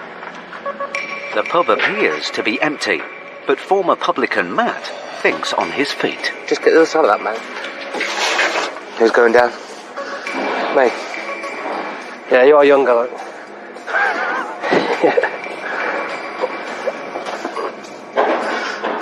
That's it. Use all your armed forces skill there, mate. Get in there. It's one thing pub landlords always forget to lock a cellar drop. Always. But down in the cellar, Gary is in for a surprise. Who are you? My name's Gary Boy, High Court enforcement. We're after City Leisure Coventry Limited. Long gone. Long what gone. are you doing coming through my cellar door? Hello, sir. Get out. Get out. I'm afraid not. Get out. I'm afraid Right, get out. City Leisure don't occupy. Okay, I'm going to film everything you're doing. How fucking dare you walk into my property? I've got a route. Not for fucking me, you ain't. The address Not I have. for fucking me, The you address ain't. I have. City Leisure, they don't occupy here anymore. Okay. Right, so get outside and I'll show you the paperwork. You can show me here now. You are? You can show me here now. What, in the fucking cellar? Get the fuck out of my pub. Get out of this pub Call now. the police, then. I'll fucking call the police, you cunt. How dare you? City Leisure don't occupy here. Who's that for? City Leisure. Right, come here.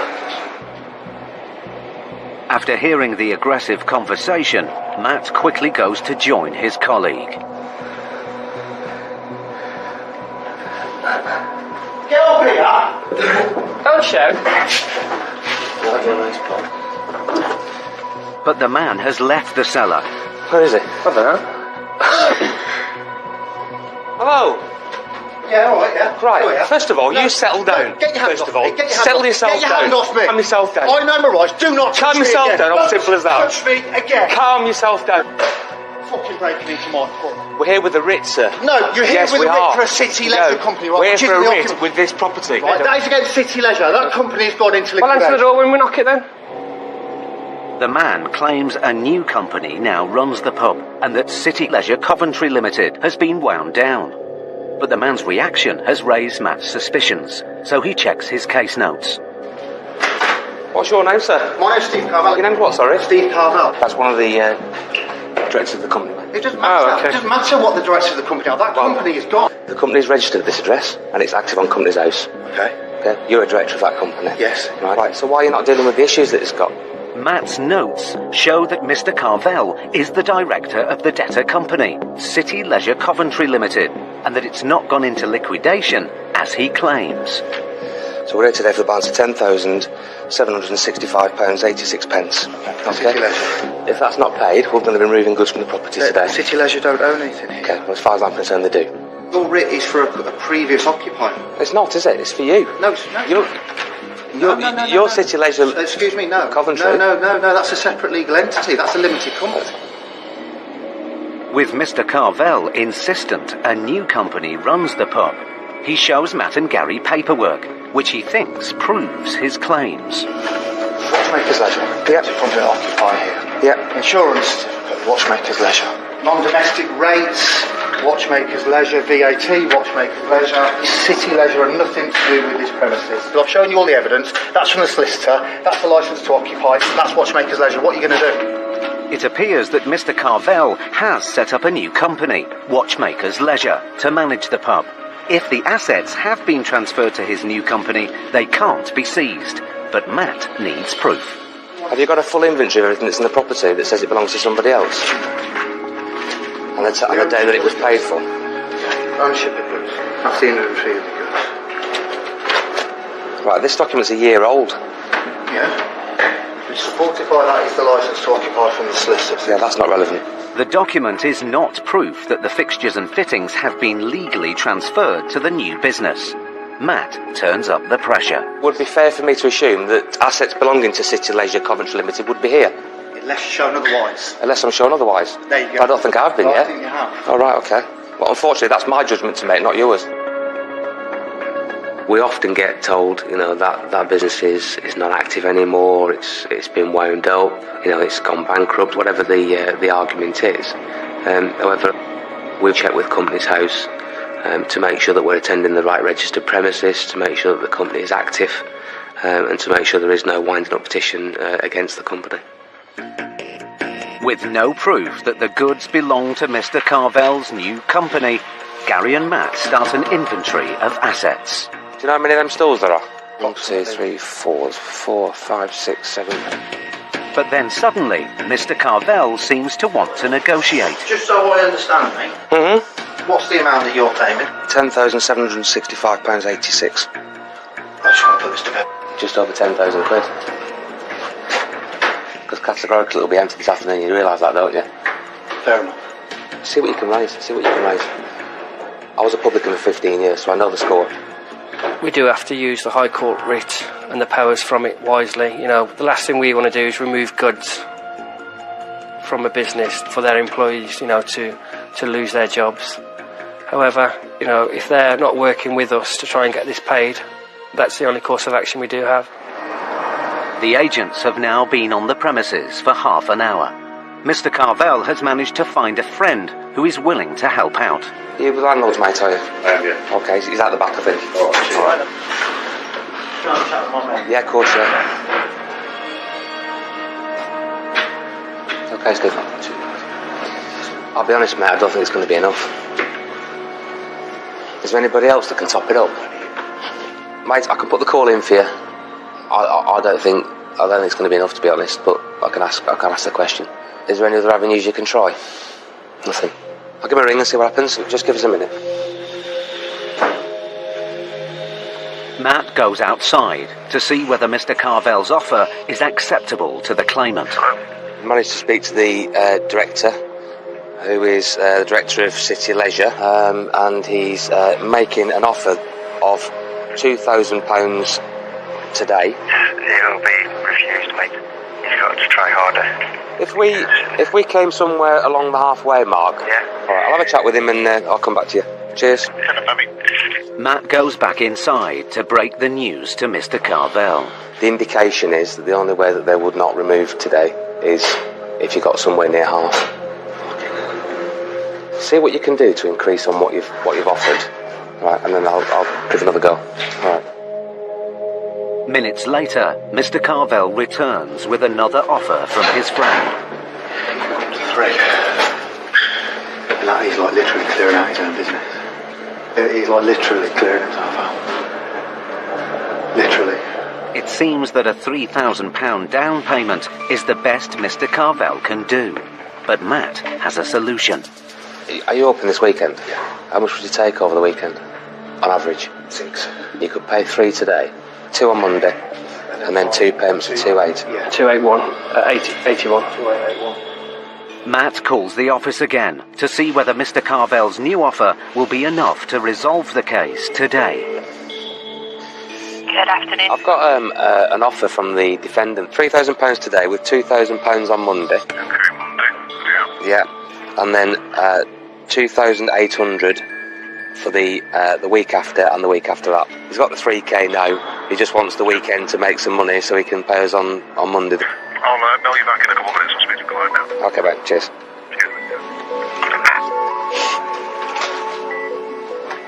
Just waiting for a call back, Steve. Okay. They've just gone to the client with it. I'm just going to wait for a call back. Hello. Hello, Manuel. Hi, mate. Okay, I can confirm that the client has accepted that proposal. All right, mate. Lovely. Thank you. Thanks, John. Accepted, mate. Yeah. Alright, cheers. good. Oh, it doesn't worry me at all, but we'll leave as mates, don't worry, I promise you. Mr. Carvel's friend pays the £3,000 down payment. Best man this year. He is the best. He's the best man today, definitely. The agents get Mr. Carvel to sign a controlled goods agreement, which lists assets on the premises. Signature there, print name at the bottom, mate. If he doesn't stick to his repayment plan, the assets will be removed. All the best, mate. I hope you get sorted. The case is resolved for now. But if Mr. Carvel defaults, the agents will be back. Let's go.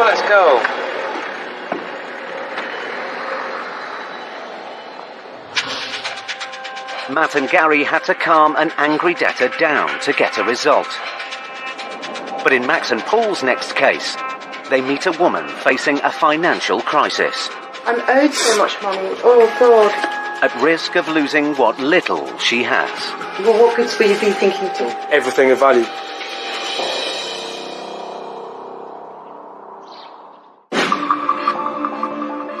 The number of people who contacted a leading UK charity to seek help with their debts has risen by 62% over the last 5 years. Research has shown that nearly 15 million people in the UK have insufficient savings to live on should they fall on hard times.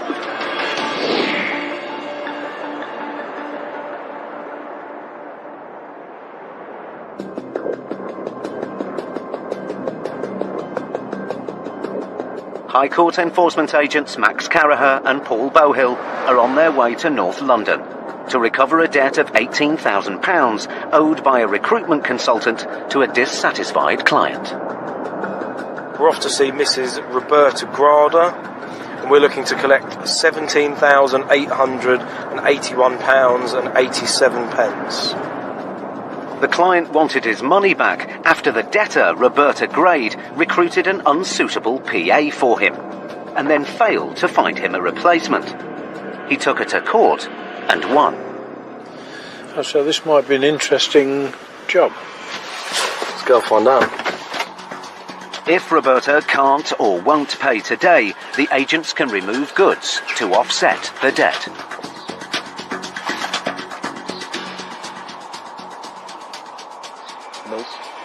Hello. Hello, madam. High Court enforcement. Hello, Roberta. How are you? We've got a, what do I need? £17,881.87. Do you know what all this is about? You'll also have to speak a bit closer. I'm as deaf as a doorpost. The problem we've got at the moment is that we have to collect on the funds, or we have to enforce the writ, which is removal of goods. That's obviously my job to look and see what assets we have to remove. Roberta won't open the door, so Paul posts a business card through the letterbox. There's a phone number on here. Can you call me on it? Because it's a bit silly talking through the door. Hello? I know I've got to pay it. Okay. But I'm just unprepared to kind of be asked for £17,000 on my doorstep today. That's all it is. Okay. Well, what would you propose to make? No, I can't hear you. Hello? Yeah, sorry, how do you propose? I can't hear you. Sorry, I can't hear you. Right, speak to me through the letterbox so we have no breakdown in communications. I'm a realist. I don't expect you to be able to pull out £18,000 out of your pocket. We need to come up with A, an arrangement, and B, I need to get something to pay off the client. We are in a really tight situation. Yep. Like at this side of Christmas, I'm just waiting for sort of money to come in. If you say that to me, then we have no other option but to enter your property and remove goods. It's critically important to gain access to the property under a writ of control as soon as is possible and peaceably. Unless we're in the property, we can't make an assessment of the debtor's capability to pay the debt. Without access to the property, we can't even enter into the negotiations. Realising the agents aren't going to go away, Roberta finally lets them in. Sorry. You just come as a double act. She's keen to tell the agents her side of the story. I'm an agent, so I found him a secretary to support him in his business world. But then he fired her. Right.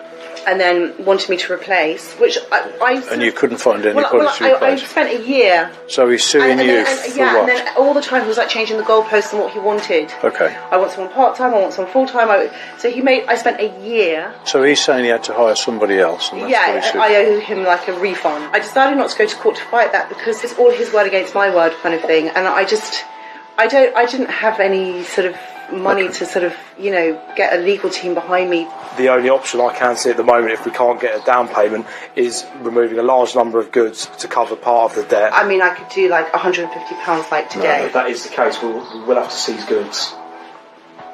Well, what goods will you be thinking? It will be everything of value. This is a route that both my colleague and I really don't want to go down. If we get a down payment, it changes the complexion of it. It really changes everything. I'm owed so much money as well, that's the problem. Okay. I'm owed so much money, oh God. With payment looking unlikely, Max goes to do a vehicle check on the car parked outside the house. Hiya, can I speak to somebody to do an HPI for me? Yeah, it's on finance. What are the T&Cs of that finance? 60 months. It's only taken out. Whoa. Okay, cheers. Take care, mate. Bye. With the car out of bounds, the agents look around the house for any other assets they could seize. There doesn't seem too much of any value, but the agents' actions have prompted Roberta to act. Oh God, let me call my husband and see what we can do. When people are trying to find the money, if I can see that they're making a conscious effort, this could be making phone calls, getting their other half on the phone, a real effort to show that they are trying to resolve this problem. If somebody's sat there on the sofa saying, I can't pay this, that's a defeatist attitude. Roberta has asked her husband to call round the family to see who can help. One sec. Yes. Hi, darling. She'll pull over, Is she going to do... Oh, that's so... is she going to call me on my mobile? Oh, right, did you explain to her? All right. Oh, that's so sweet of her. Okay, cool. Thank you so much, darling. Okay, bye. Bye. Right, okay, my sister's going to help. She's going to help. Oh, that's very encouraging. Roberta's sister has agreed to pay £3,000 towards the debt. It's less than a quarter of what she owes, but it appears to be her best offer. Max goes outside to call the office to see whether the claimant is willing to accept it.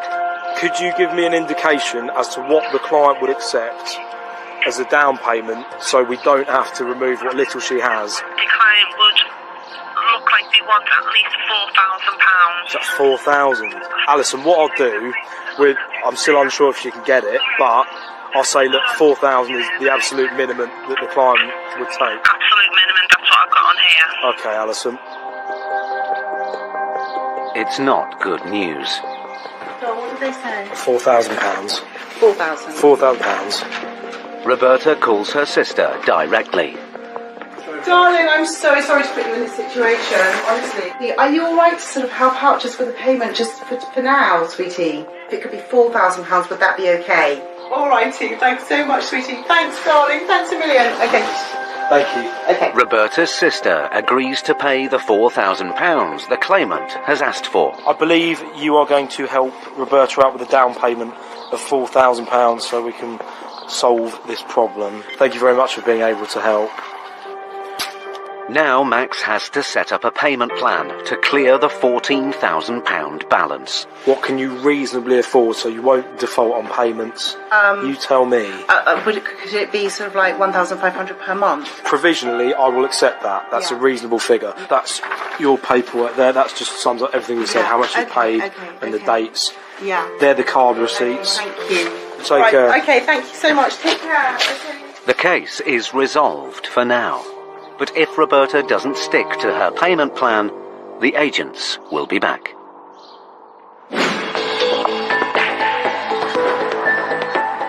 A recent survey has shown that almost 50% of families in the UK are struggling to make ends meet.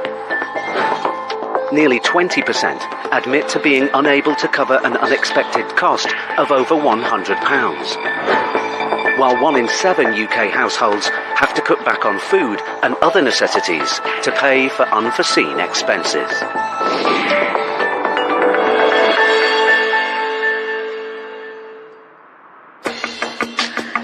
High Court enforcement agents Matt Highway and Gary Ball are in Smethwick, West Midlands, to recover a debt of almost £6,000 owed in unpaid nursery fees by Linda Mkulsia and Charlie Isiora.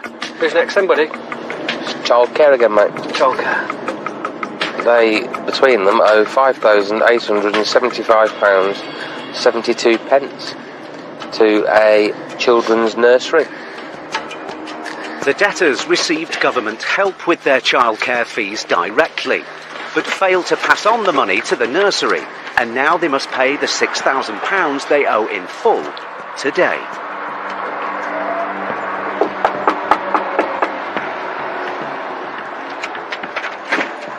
Hey, madam. Looking for Linda or Charlie? Linda or Charlie? Linda Mkulsia or Charlie Isiora? No. My name is Angel. How long have you lived here, madam? I've been living here now for a year. 1 year? Yeah. Okay, just tell you, my name's Gary, this is Matt. We're both High Court enforcement agents. Yes. Here today with a High Court writ. Are you renting, are you? Have you bought? I'm renting. You're renting. Have you got a tenancy agreement? Or a no, council tax bill? No. Can we just have a look at your identification as well, please? Yeah, okay. Okay, thank you. As this is the address on the writ of control, the agents have every right to stay and investigate further. Gary makes peaceful entry into the property. Madam, just a passport or a driving... There you go. Please, you can come in. We can come in. We've got a High Court writ. The woman shows Gary her driving licence. You're Angel, yeah? Yeah. What's your date of birth, Angel? Yes. Your date of birth? Oh, my date of birth is What's your date of birth, madam? That's quite easy. Give me a driving licence, which is I don't think is quite real. Huh? What do you mean? No, don't take it out of my hands. What's your date of birth? My date of birth is 9 of March, 1986. That doesn't look real to me, that driving licence. It's a bit different to mine. Anything you want to think is up to you. I'm showing you my identification as you ask. Right now, you are really embarrassing me in my neighborhood where I live. Okay, we're just making our checks, man. We're just doing our job, all right? So the quality of it. Presented with what looks like fake ID, the agents are now even more suspicious that Angel really is the debtor they're looking for. We're just going to have a quick look round, sweetie. Make sure this person's not here, okay? Matt looks for paperwork to prove his hunch. Do you know where your tenancy agreement is, madam? We can get this matter resolved. I don't have a tenancy agreement. He's my husband who deals with everything. But then, upstairs, Gary finds a bundle of letters. What's that letter, man? It's Linda. An open letter. I had letters coming here. Okay.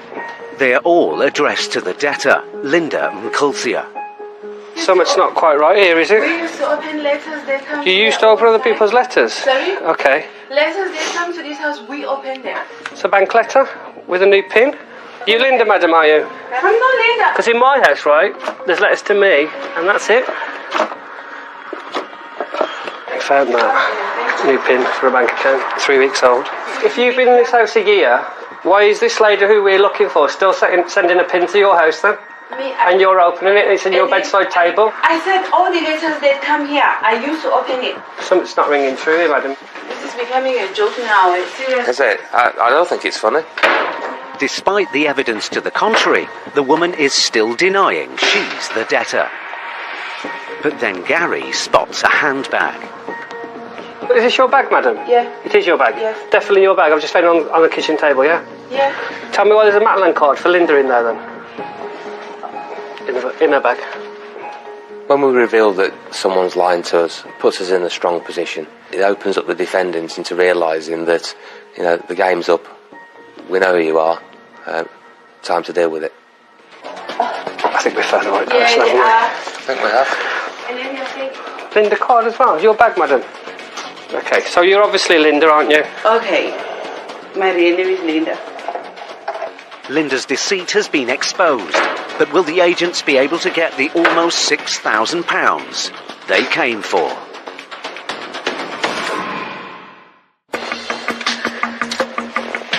High Court enforcement agents Matt Highway and Gary Ball were in the West Midlands to recover a debt of nearly £6,000 owed by a couple for unpaid nursery fees. Hey, madam. Looking for Linda or Charlie? We can come in, madam. The woman they met denied that she was the debtor and gave the agents suspicious ID. That doesn't look real to me, that driving licence. It's a bit different to mine. But Gary's detective work proved that she was lying. But is this your bag, madam? Yeah. Tell me why there's a Matlan card for Linda in there, then. Now the agents must get this case resolved, one way or another. Do you want to start telling the truth? Okay. Is there a reason why you lied to us about who you are? The reason is we are no longer together. I wasn't working, so he was the one paying the bill. He was the one paying for the child's school. It's not my business. Unfortunately it is, isn't it? The child in question is yours, isn't it? Yeah, it's my child, but with our agreement, the man pays because he's the one who said, don't work, Right. I'll pay everything. Right. So the easiest way for a debtor to avoid payment is to deny all knowledge of it, especially when it's a debt from a previous relationship, because that's something that they're trying to forget about and move forward from. And then suddenly this debt from that relationship comes and bites them on the bum. Despite her claims, as she is named on the writ, Linda is responsible for the debt. So first things first, are you able to pay that amount of money? I don't have money here. Can anybody help you with it? Nobody have that kind of cash. Right. With Linda saying she can't pay, the agents start looking around the house for assets they could seize.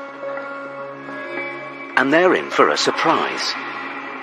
2 Cartier bracelets here, mate. If they are real, they're worth thousands. But we'll seize those. Rolex watch. DKNY watch. Gucci glasses. 2 very lovely rings. Big diamond rings. You can take my ring. I can, I'm afraid, madam. In the bedrooms, there appear to be thousands of pounds worth of designer goods. I've got a DKNY handbag. I don't know if it's real or not. Doing the search, you're looking out for these things of value. Finding a Cartier box with bracelets in, finding expensive watches. It builds up a picture. It builds up a lifestyle on how these people are living. There must be money going through that property. The agents list the designer items on an inventory. But even though they would have been expensive to buy, their value at auction may not clear the £5,875 she owes. But then Gary finds some vehicle registration documents. BMW 6 Series. Where are these BMWs, madam? You're trying to hide goods because you got a debt against you. I didn't hide any goods. I've got a car. What car? This one. It appears Linda owns one of the BMWs Gary has found paperwork for. Yeah. He calls the office for a vehicle check. Thanks a lot. Cheers. Bye-bye. Free of finance. How much? 3,000. The value of the vehicle would cover just over half the debt, but there's a problem. Where is this car? It's somewhere. It's somewhere. Okay. Over the rainbow? Yeah. It's pointless talking about this, then, It's isn't in it? the garage for the saving. It seems that the vehicle can't be recovered until tomorrow, and the agents are running out of options. But then Linda makes an offer. Okay, then. I've got a friend, she says she can have money tomorrow in cash. But anyway, hold on. Using the car as collateral, Matt decides to offer Linda a lifeline. I'm happy to give you until tomorrow to pay this. I'll do what's called a controlled goods agreement. The agents put the car and the luxury items on a controlled goods agreement, which means they control her goods, but she can keep them in the house. Okay, Linda, if you just sign